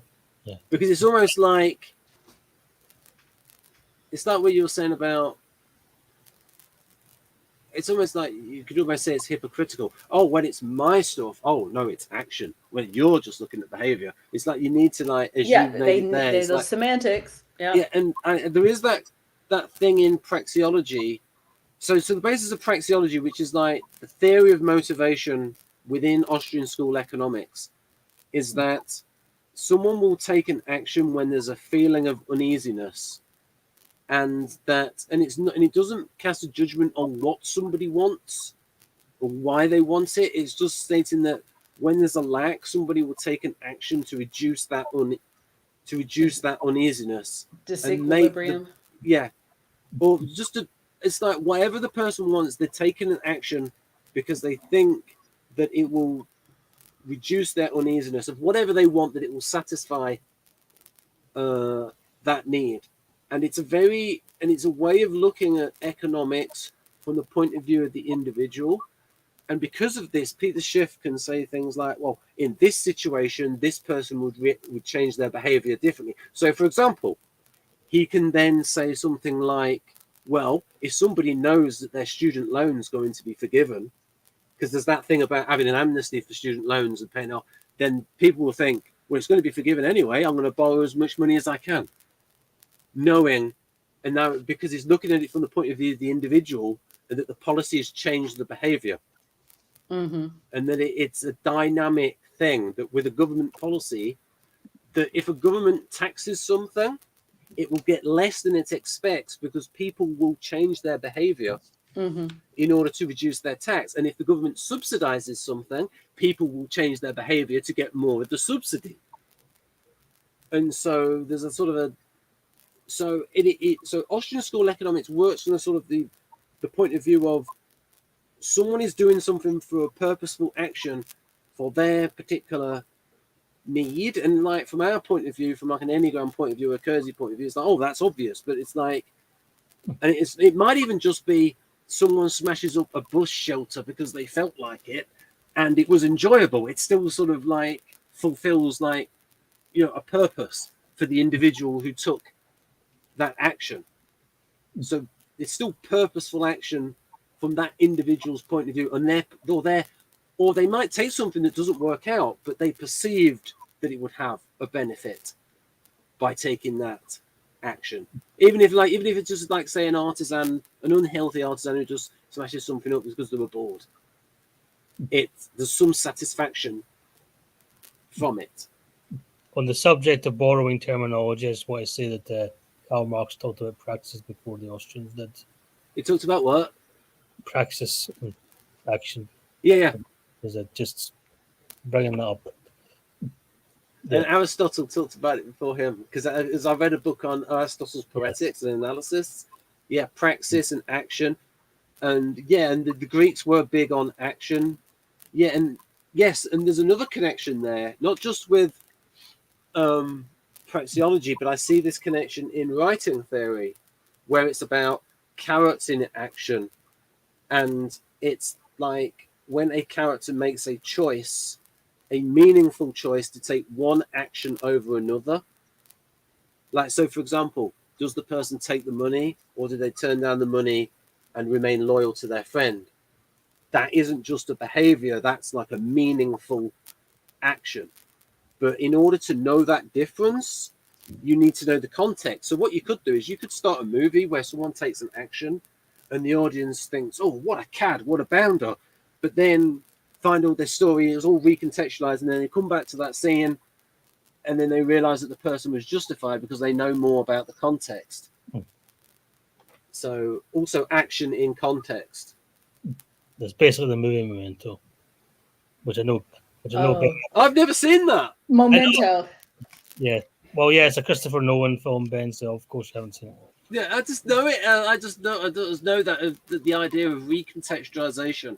It's like, for example, that an experiment by a Soviet filmmaker was where it's the same expression, but they just put it after different things, and people read different emotions in the face because of the previous scenes led the person to think in a certain way. Like, just the same shots. Like, so say it's all sort of depressing, and then it put the same shot in. Oh, I can see the sadness in his eyes. It's just because it's all the context has affected what has been read. Yeah, but you know, when you say that made me think about the eye movement thing here. I was like, I'm wondering how they control for that when they go and do a study along this line, because context does make a difference. Yeah, there are usually having a controlled environment for that sort of thing. Completely. Or you look at people who are very, like, people who do, like, micro expressions, study micro expressions and body language experts and stuff. They'll sometimes look for people who, in hindsight, were definitely telling lies, and then they'll study them and look at body language and stuff. Yeah, but that's the thing of, like, really it's getting it person specific and getting the baseline. Right, exactly. This is what this person does when you lie, and you ask them questions that you know are a lie because you know the answer to, and to get a baseline, so it's individualized. I also meant like they'll have videos of famous people who were caught in a lie. And, and they see if they've got anything common and so on. Like a common thing is like the phrase "did not" can indicate lying better than "didn't." Like "didn't" is a bit more definitive, whereas "did not" might indicate deception. But does that depend on whether or not that person? I'm pretty sure they got that from Bill Clinton, because he didn't say I didn't have sex with that woman. He said I did not have sex with that woman. But then some other people though might say did not for emphasis. Right. Yeah. So it's not necessarily. But the case. The idea is that if they're emphasizing it like that, then that can indicate like they're a bit more focused. But also someone could do that for the other reason, that because they really, I did not do it. Because they feel that they must get the truth. But I know what you're saying, Jonathan, that someone's doing that. That it could almost be like someone's overthinking it in order to do the lie. Yes, I understand. I think if someone really, the idea is that if someone really has that conviction, they're going to say didn't rather than did not. I think one thing that will emphasize though is that there's no absolutes. So it's always exception. Well, it's some of that's cultural too. You know, you grow up in a place, like even you grow up in a place where it says you look me in the eye when you're talking to me. Yeah. is going to be, is it different than, you know, than growing up in a place where as a child you're not supposed to look at adults. It's seen as a sign of aggression. So that's where you definitely want to make sure that you have, that's where that baseline comes in. No ifs, ands, or buts about it. There's a bit of that in NLP. They call it complex equivalence, where some people jump to the conclusion that because someone's not looking at them, they're not listening. Right. Oh yeah. But have you ever heard of high context and low context cultures? I just learned that term recently, and I thought please explain. I remember this. It was a good idea. Yeah. Well, in high text in a high text culture, there will be several leaps or intuitive leaps that are made based on the history that you have with the people in general, and that is also pushed upon people that are new in your world. For example, if I said, I love that light, in a high text culture, that means that I want you to give me that light. I want you to offer me that light. I want you to tell me a way that I can secure that light. In a low text culture, you'd look at it and say, yeah, that's cool. I like it too. I remember that. That's a bit like, I once saw this documentary on rinsers, where this woman would say what she did is, oh, I love that dress. It's like she gets the guy to buy it for her. Right, that thing, the high context culture where they know all of the little things, and it's just that little thing. Little itty bitty thing. And they said, but in some cultures, and the example that they gave was like, okay, New York, you know, someone in New York, if you said, I like that light, they're all going to say, no one is going to take that the same way that they would say here in the South. You know, it doesn't matter whether you're from New York or you're not from New York. They're not, it is. I remember Carol Linden saying that Northerners in the United States don't realize that when you say, oh, you must come again, they don't mean it literally. Yeah, exactly. It's, because that's that high context. Yeah. Where it's like, because it's a nuance. It's, I have to be polite to you in spite of whether or not I like you. So I'm going to say all of the things that I would say to the people I really want to come again to you. So that would be an example with Carol, is that she did a lot of what otherwise would be tagged as, and she came from, I think Alabama, deep south. Alabama, I think you said. And Alabama. she was like very much affected by what she saw on television in the 60s and the civil rights movement and stuff. And she's a big idealist, the NLP preferences. And she had that tension between her FI stuff and idealist stuff and all this FE stuff. And she talks about the cultural overlay of the South and like being aware of all this FE stuff, these FE considerations. And that's some high context FE. And as someone who, there's just some things that there's some things that you do. Like I said, growing up in Bermuda, there's some similarities to it, but it was a tourist culture. It was not really the everyday culture. It was, part of it was a survival thing. It can be a challenge. But if you learn to read over time those contexts and who it's more important to. The one thing that I can say that I've lived in a military community that is a subculture of the local community. And so we are actually more alike, as in we've got a little bit of everything than we are, say, the local community, regardless of the primary background. And that's because we've traveled in time and space together to a lot of the same bases because of this is a submarine base area here. So with this, I'm remembering some things that Dario said, that there's something to this, but it's like, it's not the whole. So for example, do you remember that bit where about half an hour ago, where it was, might not always listen very well for the TI? Yes. So this would be very suitable for like INFP, ISFP, where the research has shown that they do listen very well, ISFP and INFP. So this is one of these things where it's half and half. That's true of FI DOMs, but not TI DOMs. Gotcha. It's also, I've always wondered what he means when he says that they listen a lot, because from an FJ perspective, there are definitely times where if I type something they're not listening. Oh yeah, he said that. Yeah. Once the principles are crossed, they stop listening. And he gave the example of the man, and he had like a sort of a date situation set up where the INFP man was really hot for this woman, and he could like see it on the brain. I think it was the brain activity. But then what happened was she mentioned that she was a born again Christian in her family, and he got totally turned off. Dario said he had to stop himself from laughing. Yeah, I think actually the girl was the INFP and the guy was the other one. I think he said. I think it's in his book. I think he said it in a video that it was the guy who was turned off by the girl saying, the woman saying that she was a born again Christian. He said it was evangelical Christian. That's it, an evangelical. The family was evangelical Christian, and when the person tried to explain that they are not, the family is, but they are not, it didn't matter because the INFP's brain was still in that fortress mode now. It's like, yeah, they didn't have that.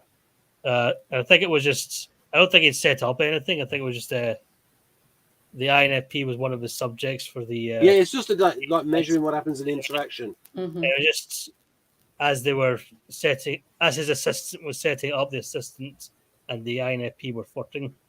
Yeah. And, that's when he and I think the other students, whatever, were there as well. Yeah, Dario thought it was funny. Yeah. But in my mind, the INFP is the girl and the. Yeah. So you can see with some of these things that there's some truth to it, but it's almost like you could say Victor has taken it arguably too far.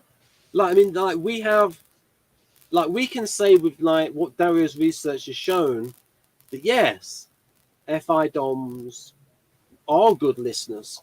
They have, and actually, I think Dario said the best listener is a female Japanese INFP. Because of the type and the culture. And the culture. Okay. Yeah. And I think he said that ISFPs can listen well, but they have to be sort of curious. You have to make them curious first, then they'll listen well. I think he said that about ISFP.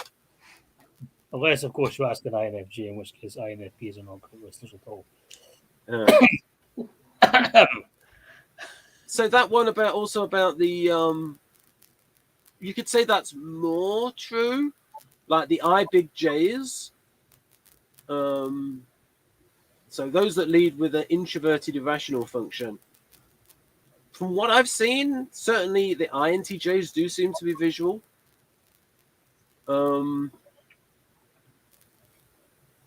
SI DOMs you can see.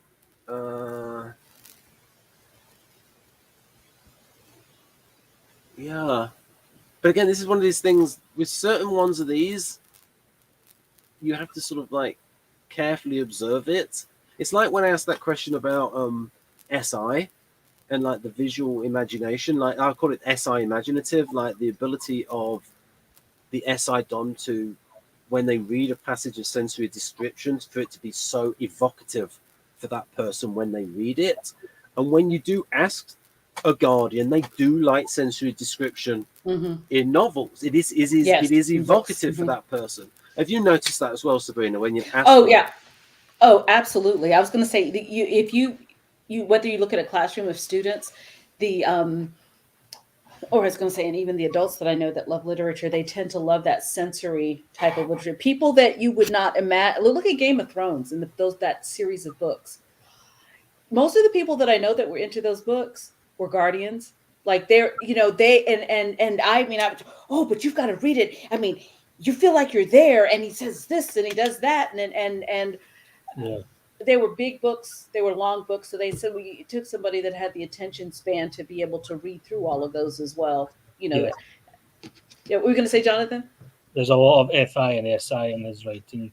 Yeah, and not just in the descriptions, but also I've noticed that people with strong SI, they're going to writers that have got strong SI. They often have very small font in their books, and that's because they're going into so much detail. So if you'll get like, you see that We see that. You're going to read all this. You see that with Tolkien. You see that with Tolkien. Yes. You see it with George Martin. You see it with like John Grisham or Tom Mm-hmm. Clancy.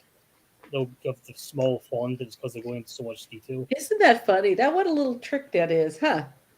But you also have to watch that over the decades, font has got bigger. Oh, definitely. Yeah. Definitely. Whereas look at like Stephen King, for example, I think he's up to his INTJ, and he doesn't have that. He's got a different style. I can't really explain, but I know when I see it. And there's another author who I thought was INTJ, and someone who knew that author said, "Yeah, that's So- what they are." Jonathan, have you read any George R.R. Martin science fiction? Because I think J. Michael Straczynski in '95 mentioned him as a sci-fi writer. I haven't read it, but I've seen some work. I think it's. I don't know what sci-fi it is. I know he's done a series called Wild Cards, which is it's sort of sci-fi, but it's really a superhero type series where people just one day a bunch of people get superpowers. Oh, I could mention something that JMS said that, and again, I think he's INTJ. I think he's an INTJ 6. I think he's a counterphobic 6. And one of the reasons why he wrote Garibaldi so well, who I think is an INTJ 6. But one of the things he said was, because he moved around so much as a kid, he said that he could just move through a city once and he'd be able to remember it and be able to work his way back. And so maybe that's like and again, but he said that he did that because he had to learn that because he went to all of these different cities as a kid. Like his childhood really was sort of unstable. And he's sort of saying that he sort of had to cope, had to adapt. So there are these sort of sensory aspects. I do think Brian May is INTJ. Like he's got a PhD, physicist or something. Yeah, he's got a PhD in astrophysics. Yeah. And like his affect display, and he's got like the same hairstyle as Newton, and I think he looks INTJ. They have memes of the two of them too. Yeah, you Google and so it. I think Brian May INTJ, and but like for him, we could say, well, it's pretty good on the auditory, right? So. Is he primarily visual? Like maybe when he gives his talks, and maybe it's like in that particular area of music is an outlier, and the rest is visual. So I think this probably is one of these things where it's statistical. Because I asked Dario about it, because I suggested an event at some point that maybe we could do primary representation system and type. So, and I think it probably is the case where I'm prepared to say that I would say on average, your SI and NI DOMs lead visual.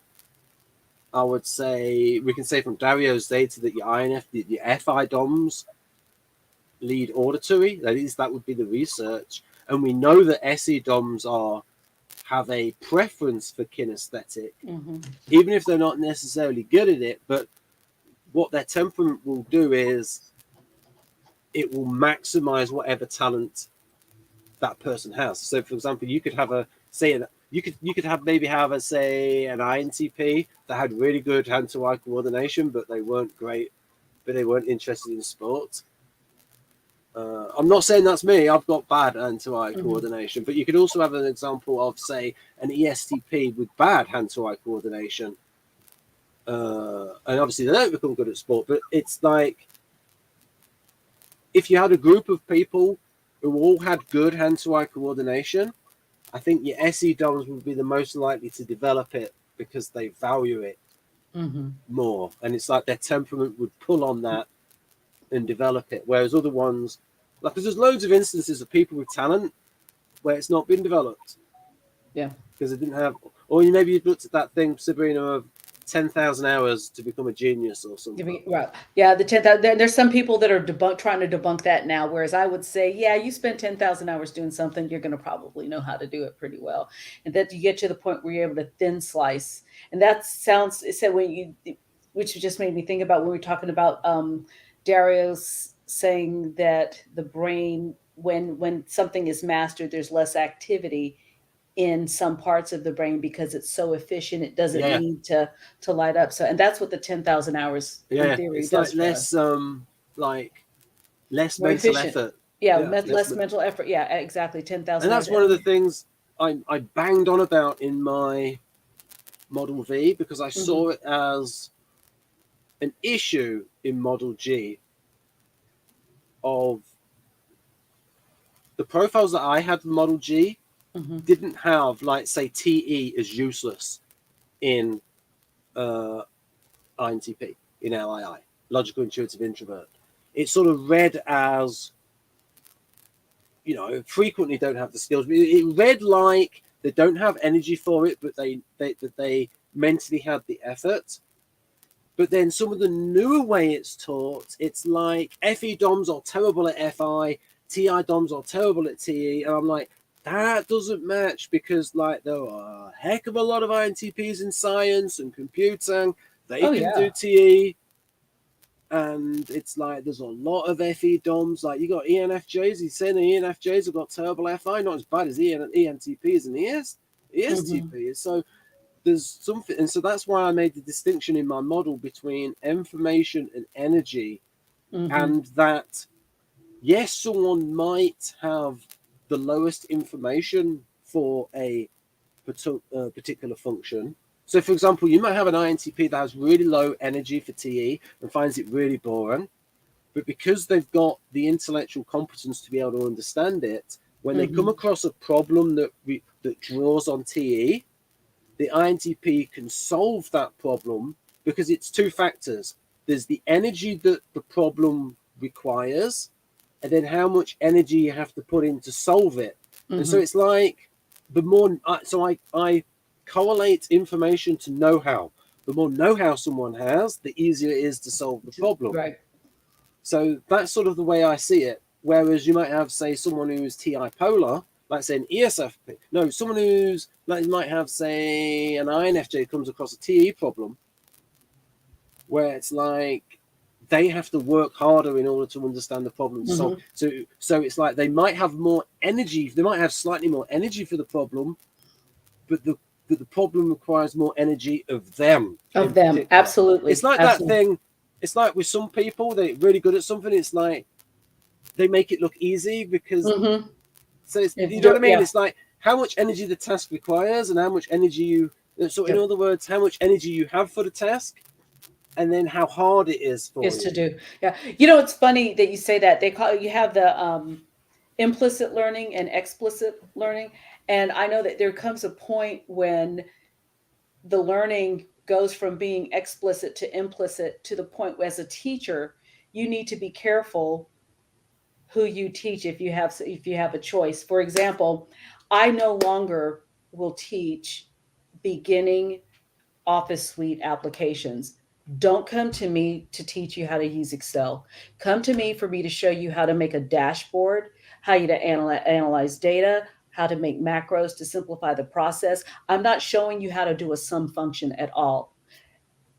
I'm done, because I'm at a point now where I don't have the patience that I had when I taught it with kids. Yeah. Because you just get to the point. It'd be like Tiger Woods going and teaching tennis to pre-K students.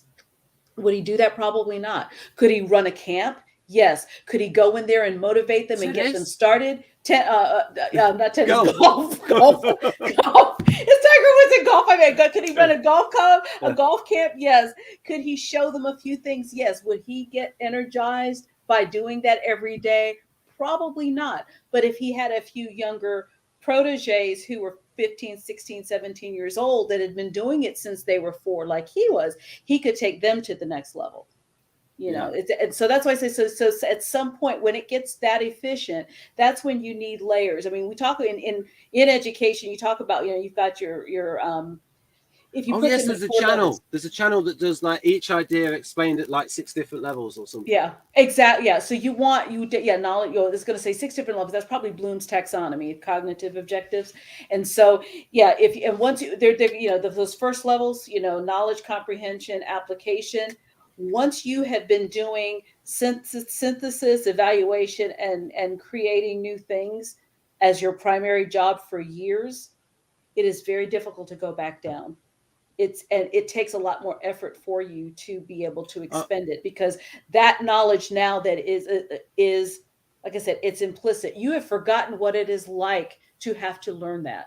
Yeah, I've got like that where if I'm trying to explain something in economics, because I've listened to Peter Schiff since like 2009. Okay, so that's a lot. Right, and at first it was like so hard to keep up, and I had to concentrate properly. An ADHD person had to concentrate, and I had to rewind to listen to it. But now, and it's like it's hard to explain something because this idea connects to another idea, and like sometimes he would talk about things and not explain the idea, and they have to sort of work it out based on other things because he is talking in that way where he thinks it's implicit. He thinks exactly where he would talk about if interest rates rise, therefore they must rise in the bond market and all of that. And then you have to realize it gets to a point, it's because all these debt instruments are in competition with each other. Yeah. Because if interest rates are high in the bank, then you're not going to buy bonds, therefore the bonds have to be higher to compete with that. All that sort of stuff. And all these things which are implicit because it's all sort of foundational knowledge to him. And like you get to a point where you have to explain all these different steps. And I remember there's a video with, and Amanda showed it to me, of Feynman getting angry. And he actually got angry in the video that when people ask him, how does a magnet work? And he said, well, that's because I've got all these bits to explain in order to get to a point to explain how a magnet works, because it's at the peak of all of these levels of knowledge. Right.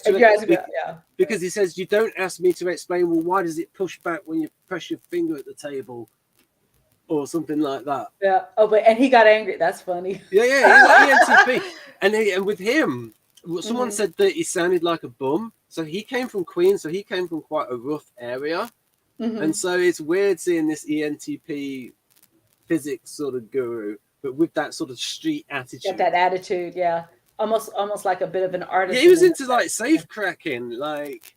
Oh. He was into that. Like I've got a comic book of him. I'll show you. That's not really. I mean, if I was a 5, I'd be dangerous. I think I'd be dangerous if I was a 5. I would have read all these books. So this, like, just get the comic book version. I've not even read the comic book version. And then there's the Logi comic, but this sort of history of. I like the graphic novel form. Form. Big search for truth. Visual. And if people want good animation out there, watch Ghost in the Shell. Proper animation. Ghost in the Shell. You see modern animation, I'm like, that's not animation, that's for children. It looks like it's been done by children. I'll be right back. Right. Okay, so is there anything else you'd like to say, Jonathan, about the sort of learning styles thingy, or the sort of the objections? I think I've said okay. I'm not super versed on it. It's just that because Sabrina knows a lot more about it than I do. I mean, I have seen. Have you observed that? I've seen a lot of ENFPs do a lot of physical stuff, sort of like physically competent stuff. Have you seen that, Jonathan? Because I've seen a lot, like skillful stuff from ENFPs.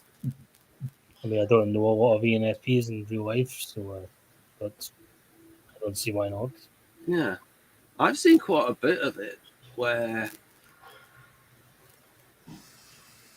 Even someone like Miriam, like there's just the skill to play the piano, or it's like very adventuresome. But are they better at that than ENTPs? Because we tend to see ENTPs a bit more clownish, but Are you saying are they better at ENTPs at playing the piano?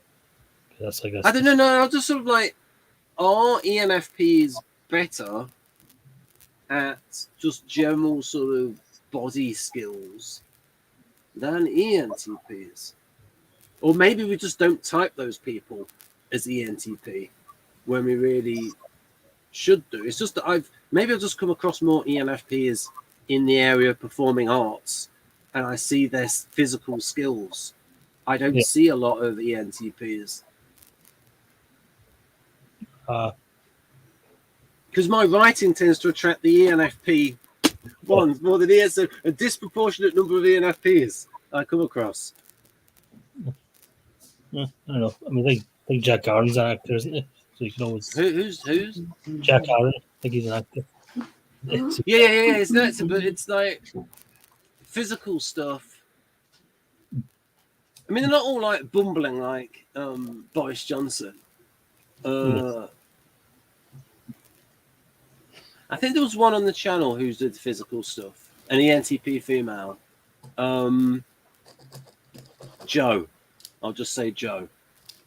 She did some physical stuff. So what I'm saying is that there does seem to be a thing there where EPs generally seem to have it's like, from a function point of view, you might think all these NE DOMs are going to be rubbish at physical stuff because SE is low down in their stack.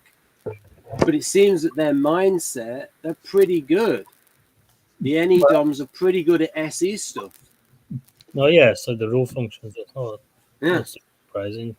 it's one of the reasons why I changed the number in my system, because I kept banging on. Really, it's not 7th. It seems to be stronger than that. Mm-hmm.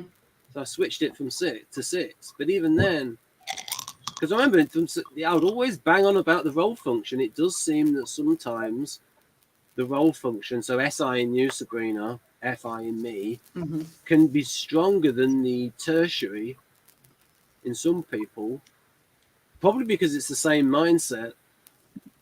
I mean, so for example, that would be, that you could see some ENTPs maybe better at SE than FE. Yeah. Or some ENFPs better at SE than TE. My son did karate. We put him in karate because he was a little guy. And he did it from the time he was 4 until he graduated from high school. And then he helped really out. good. Oh, he's good. He's second degree. I've got videos of him breaking bricks and stuff like that. And I mean, I'm the mommy with the videographer mommy, and I went to every little belt. And see, I'm doing it. What do you call it? The promotion, and stuff like that. And, I enjoyed it, but it's not something that he does now. He's 25, but he, like I said, he was very good at it. What style? That was it. What style was it? What style of karate? Tang Sudo. Yeah, I thought it might be Tang Sudo because you said second degree black belt. Yeah, he's Tang's. Yeah, they use degree because they're Korean. Yep, Tang. Japanese ones are more Dan. Yeah, he was, but yeah, he, like I said, he enjoyed it. That's Cobra Kai. That's Cobra Kai. Cobra Kai. Oh, I love Cobra Kai. That was so good. I love that. Cobra Kai karate is Tang Sudo. It's based on Tang Sudo. You know what I enjoyed about watching that is that I watched the Karate Kid movies back in the 80s.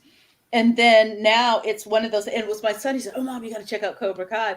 And so they have really, it's cute. It's a little, there's some corny moments in there, but they have the two stories. All of us that saw it back in the day enjoy it, but then they've definitely are pulling in a whole new generation. So I think, I enjoyed that. That was Cobra Kai. Yeah, Jeff told me that the woman that was in the pilot of Babylon 5 was actually in the Karate Kid movie. Oh. Laurel Takashima she played, but they got rid of her and replaced her with someone better, Claudia Christian as Ivanova.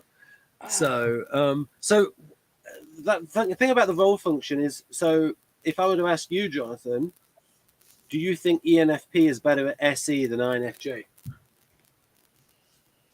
Probably. Right, so that's this idea that the role function is stronger than the inferior function, and that's that change in Model V. And I'll ask you, Sabrina, do you think ENTP is better at SE than INTJ? Oh, my son. Oh, yeah. Well, that's comparing my son to me. Oh, definitely. Yeah. Definitely. Because it's like ENTP with that role SE, it's the other side of the EP mindset where it's like, so you can see why you can flip between NE and SE. And I would say with the I little j mindset or I big P, that would be switching between TI and FI. You're still staying within the mindset of internal judging. And you're staying within the mindset of internal perception going Perception, between the NI and image. SI. Right. So there is something to the Galenko temperaments or mindsets, because I literally edited it in mindset, literally changed it in GIMP to because I'm not happy. Temperament is Kersey. So, like I said, there's something to this. I'm not so sure about the EJ stuff with speaking. I can see that with FE DOMs being good at speaking, but they can be a little bit. I've noticed that FE DOMs tend to sort of say a lot of words to get an idea across. They will get the idea across, but it's like lots and lots of words to get the idea across, and the idea will get across. But you've got to like you could maybe correlate that to low TI, where it's like these sort of long explanation to get. You may have noticed it in the way. So, for example, the way Megan Levota does videos, she gets the idea across and makes sure the audience gets the idea across. But it's not like, say, a way an ENTP would do it, where it's like every second or so would be a new idea. It's like boop, boop, boop, boop, boop, boop, boop. And you've got to really keep concentrating to follow the train of thought. Whereas I think you could say with the FE DOM, you're not going to lose track, but it's going to be a slower pace of idea. It's one of the things that I did when I did my research, when I did my dissertation, was I looked at the lexical density, and the complexity, and your FE DOM types tend to be very lexically dense, lots of words, but they're simple to follow. Yeah, and that was one of the key. That was one of the things that stood out to me. I was like, whoa, because again, when you kind of know that, but when you see the numbers and it validates it, it's like, wow, woo. Yeah, you really notice that with someone like Sarah Palin. Like, she does really long, and it's like, oh, she's ESFJ. Like, I sort of knew that. And the other thing that goes along with that oftentimes is the tone of voice that says friendly. Because the longer I talk to you in a nice, simple, friendly way, the more you'll probably like me. Maybe. Yeah, because that's something else that Daria said, that like the FI types, the FP is very sensitive to tone of voice. And I think he said there's about STJs as well. So yeah, there is something to this, but it's like it's you wouldn't want to, like I said, that one with the eye. This one is a little bit awkward, where it's because that's really one where it's half and half. Like we can make a case that ENFPs and the NTPs can be good at SE. I don't think we can make a case that TI DOMs are good listeners. Not unless they make a special effort or become a counselor or something. But in general, they're not going to be great. They're going to be below average listeners out of the 16 types. They might be considered good listeners, though, because they're not, especially ISTPs might be considered good listeners because they're just not saying anything.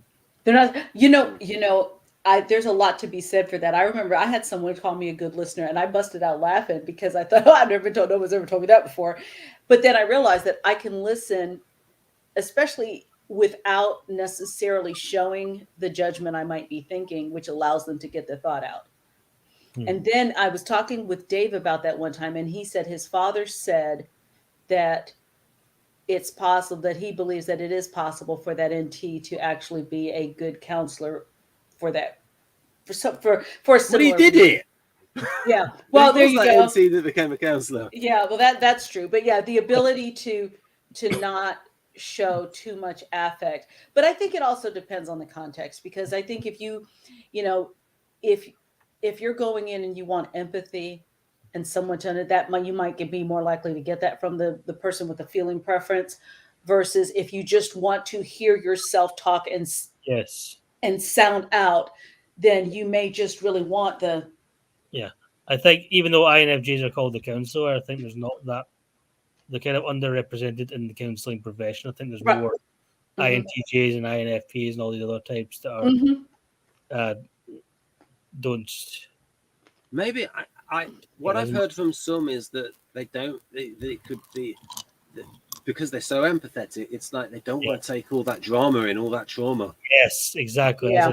That's a nightmare. I could always see myself sitting in a council with someone who's really has some real serious problems, and I'm not the person to do it because I can take it all in. It's affecting me so much. Yeah. I was a candy striper for a volunteer for a day.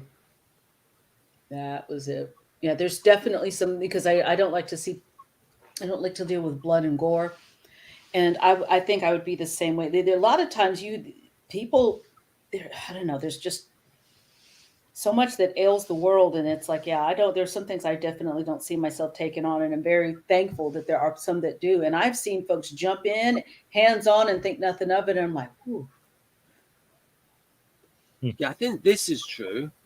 This EP, this bit here. Just general EP stuff. Of questionable reliability. And I would say, it depends on what you're relying on too, I would imagine. If even like ENFP is like, yeah, you can. What's that noise? It sounds like someone's crunching something. Oh, I was sneaking. Okay, so these, you know what this is? These are chocolate covered espresso beans. All right. I love those. I'm sorry. I thought I was covert, but I wasn't as covert as I thought I was. But. Maybe a bit of this.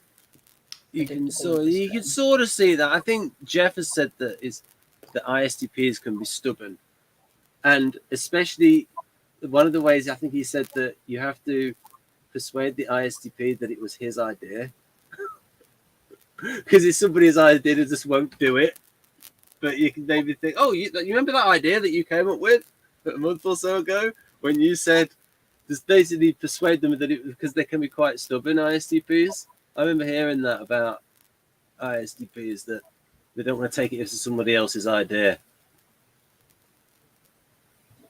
Have you heard something similar, Sabrina? I would say that's not about ISTP in particular. I was just thinking, I know quite a few folks that are stubborn in general, but that stubbornness, I tend to associate somebody with a judging preference being a little bit more on the stubborn. But then the whole idea is but you know what though?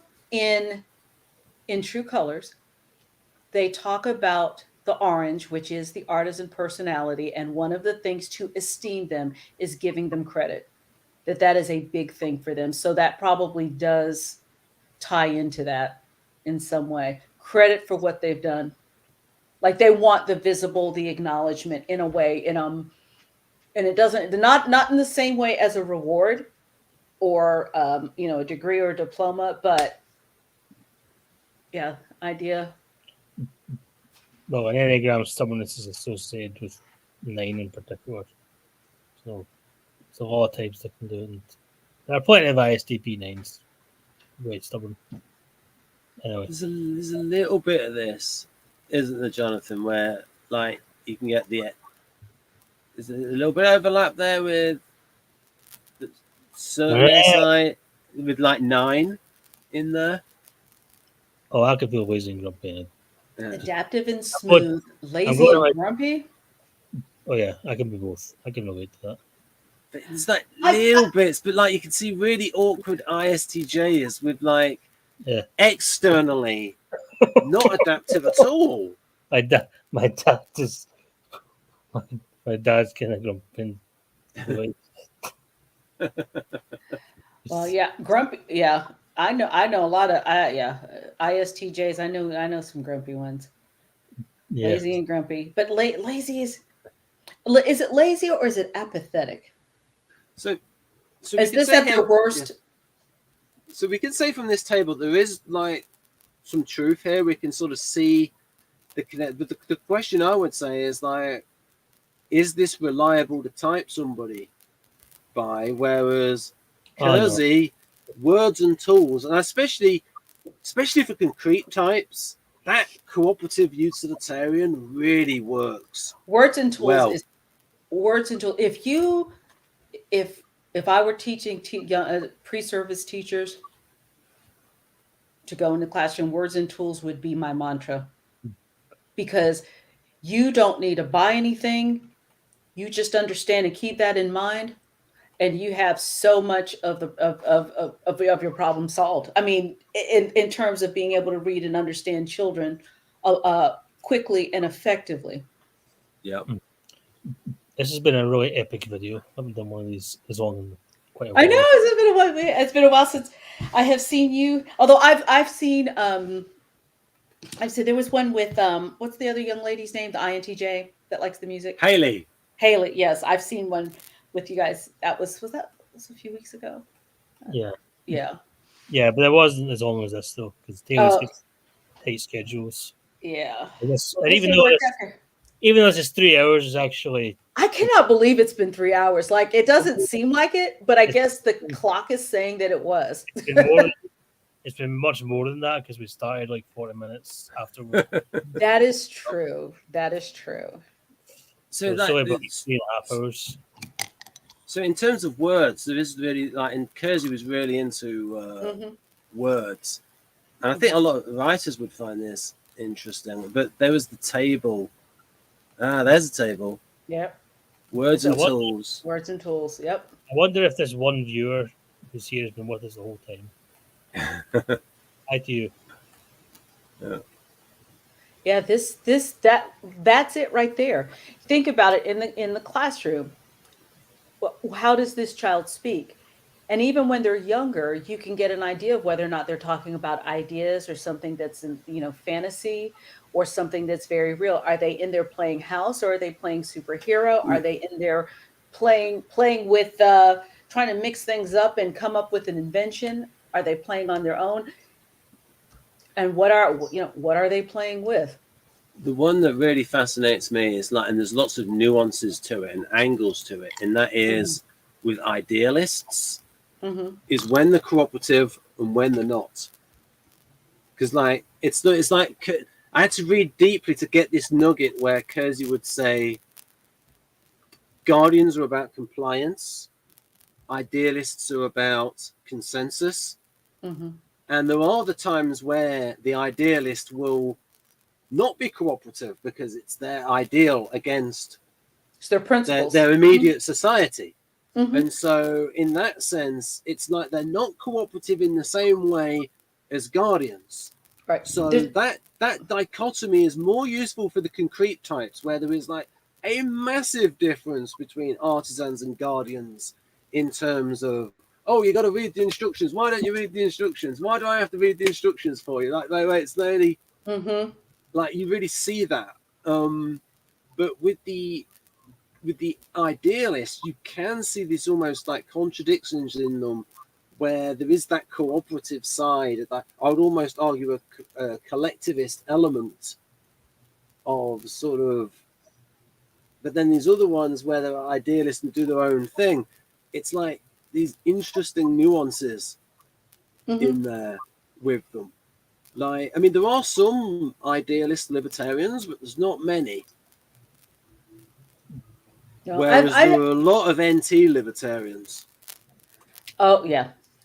There's your idealists. You lean toward that social justice, and I have a social justice warrior and a libertarian as a children. So yeah, I definitely it.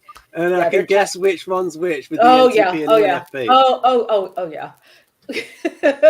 Yeah, and it's funny. I told you the story about when my daughter was little, and she shamed the lady at the art exhibit for calling themselves starving artists.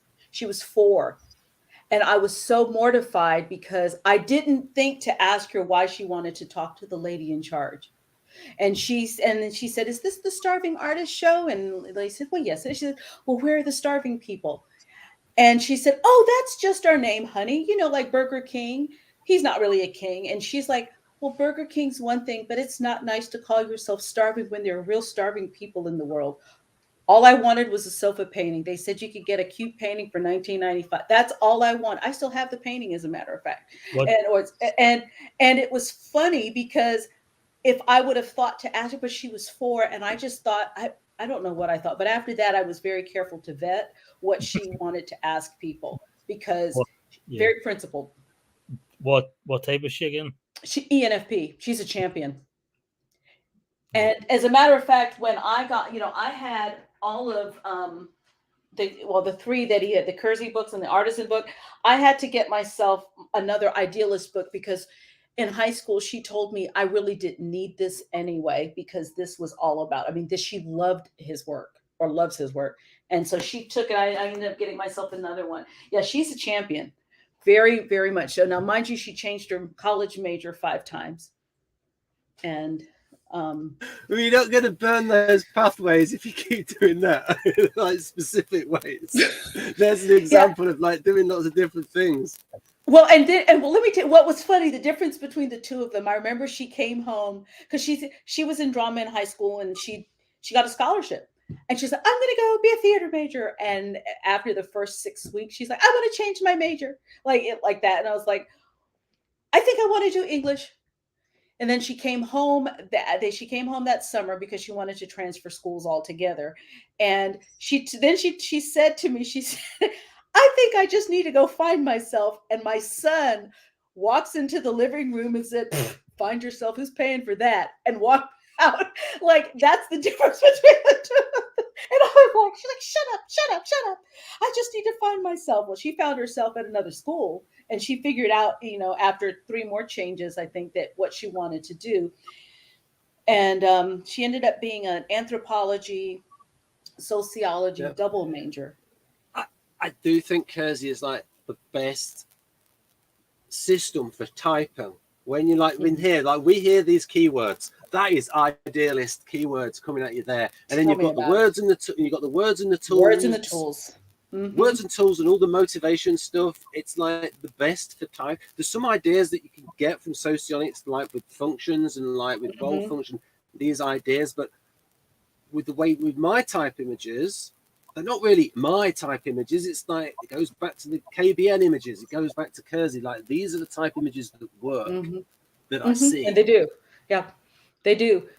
Well, and I think, I've told the story before about when I had taken the Myers-Briggs at work, and then I was telling my dad about it, and he hands me, "Please understand me," because they had done a whole thing with the FAA management. And he, he was in an air traffic control manager for many years. And he loved this. And I remember, because all I did, at least superficially, I looked, I said, "Well, it says the same thing. It's got an E and an S and a T, and then he said, "No, just read it." And I still have that copy that he gave me back in 1855. It's all beat up and broken, but that was the one that he gave me. And it's excellent. Oh, excellent resource. But I see why my father's is a right. Now he'll test as an ENFP now, but he's an ENTJ. That was what he tested with the FAA. That was how he lived his world. But now in his old age, he thinks he's a champion. He's just gotten softer in his old age. They're in the same. I think they're in the same ring. ENTJ and ENFP. Okay, and that may be. Yeah. The ENFP is the benefactor of ENTJ. Gotcha. Okay. So ENTJ looks up to some of the qualities of ENFP. Just like INTJ looks. No, sorry. Just like INTJ looks up to some of the qualities of ISTP. INTP looks up to some of the qualities of INFJ. And INFJ looks up to some of the qualities of ISFP. Gotcha. Well, yeah, he's. Oh, Jonathan, there's not any ISFP qualities you like? Think about the artists and the musicians that bring beauty to the world. Yeah. Yeah. And there's You're all right. yeah. As a pitch, you're all right. You're all right. But yeah, it's like I said, words and tools. Like I said, if you get nothing else. Yeah, and Kersey even goes into more detail. So, for example, in personology, now it works for someone like Tamsi, where it's like metaphorical usage. So, metaphorical usage, it's like usage, reference, and sequence. The sequence is intuitive. The reference is prophetic, so that works for the like INFJ and like the future and that lot. And the overall usage is metaphorical, but like Tamsi is a lot more metaphorical than say Jonathan, so it's not something that you can sort of take to the bank, right? But for it's really good on the word usage for rationals, so where the usage is factorial. And that really works for INTP, where it's like this factor, and all of that. And it works for me. I do a lot of that. The reference is analytic, and the sequence is deductive. And so you've got this like INTP analyzing something and thinking about all the different factors. And then for the Guardians, he's got the usage is orthodox. The reference, this sometimes works. The reference is quantitative, like with the logistics and the amounts, like quantitative data for Guardians. And then the sequence is associative. And I said, yes, and that's an example of Guardian NE, where they're making these connections and digressing on a concrete plane. Have you encountered that, Sabrina, where they just change subject? Oh, that red jumper. Oh, my cousin had a red jumper and he went like that on holiday. Did you know this? I work with some folks like that, and I sometimes I will find myself doing like this, like especially at work. Teachers do that all the time. Like teachers will do that the minute one person talks about one, little Johnny, and then they'll come in. Oh yeah, and Ben did this one too. Oh yeah. Oh, and let me. And it's like, and they all seem to stay on the same page, but it's not quite the same way as I do when I'm with my friends that have any preferences. It's not concepts and ideas as much as it is very specific instances that they're referencing that they also have experienced and related to. Yeah, that's sort of like what I can. It's on the same plane. It's sort of what I give as an example of Guardian NE. Yeah, it's like these connections and like hopping on a concrete plane. That's the staff lounge. Yeah, and then we've got, and then for the artisans, we've got this gets a bit stereotypical, but you can see it in like extreme examples of the usage is pictorial. So it's like the colorful language and going towards slang, and the reference being qualitative, and the sequence being consonant. I have noticed that. And I noticed that with fighter pilots in the United States renaming their aircraft so they sound better. So they changed. Part of it was because some F-16 pilots watched Battlestar Galactica in '78, and they renamed the fighting Falcon the Viper. And then you've got the ones that renamed the Lightning II, the F-35. They rename it the Panther. So it's like this idea of they know what sounds good. And Jeff has also talked about this, that artisans have an ear for what sounds good. Oh, yeah, that's more Cobra Kai stuff. But you know what? Now you think about it, that's why you have so many of them in marketing, I guess, too. Because they are the ones that make the sound bites typically. Like you could have somebody that's strategically planning it, I guess, in the background that might be irrational, but they're the ones that actually fill in and make the catchphrases and the things that hopefully will stick in our minds. So I can sort of leave off people with this matrix that I like from Please Understand Me Too. Yep, the matrix. And there's a lot of like technical stuff up here with the language. Of sort of, I only sort of recently sort of learned what these sort of mean in terms of so So the harmonic, that sort of goes with the consonant. And then the heterodox is sort of like the opposite of orthodox. Or is it? I can't remember. Yeah, heterodox is sort of opposite of orthodox. I can't remember. Jonathan, what does heterodox mean? It's a little bit different. I forget what it means. Sabrina, you know. You know. Not conforming with accepted as the opposite, yeah. Yeah. Not conforming with the orthodox. So what, Sabrina, could you tell me what indicative means? Indicative? If Yeah. something is indicative, it means that it's an indicator of something. Or are you talking about inductive? In this context, when he describes artisan speech referential as indicative, is that like going towards the qualities again? But I was going to say, something is indicative of something. It means Right. it is telling you that that's what it's like. For example, the but I'm not understanding how why that one word would be used. Could it be like going towards the qualities?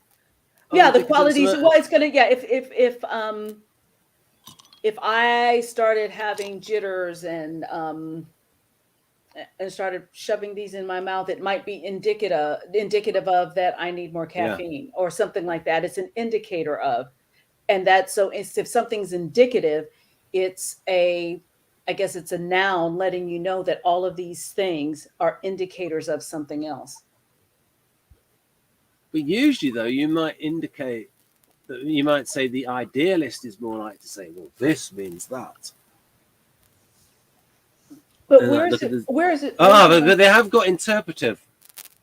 No, that's because inductive. he never really explained this bit.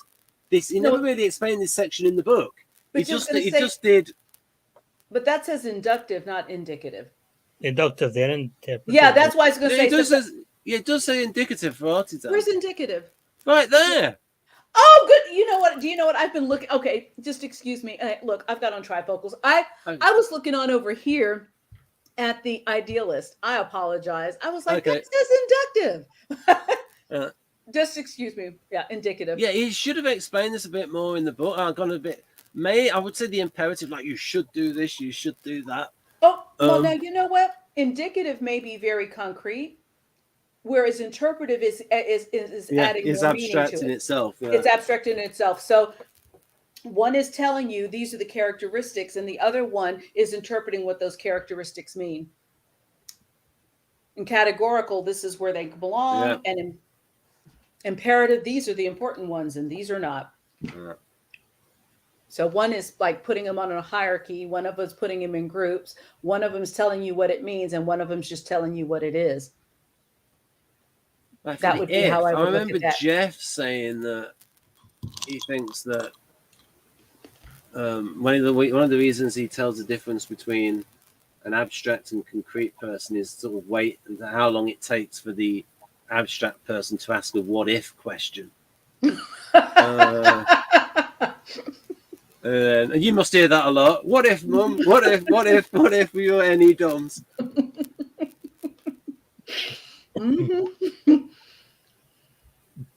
Anyway, I'll let you two NTs go on and talk about these big language stuff because we can sort of wind up now and talk a little bit after. So I'll end the broadcast. This was fun. Right. So I'm going to end.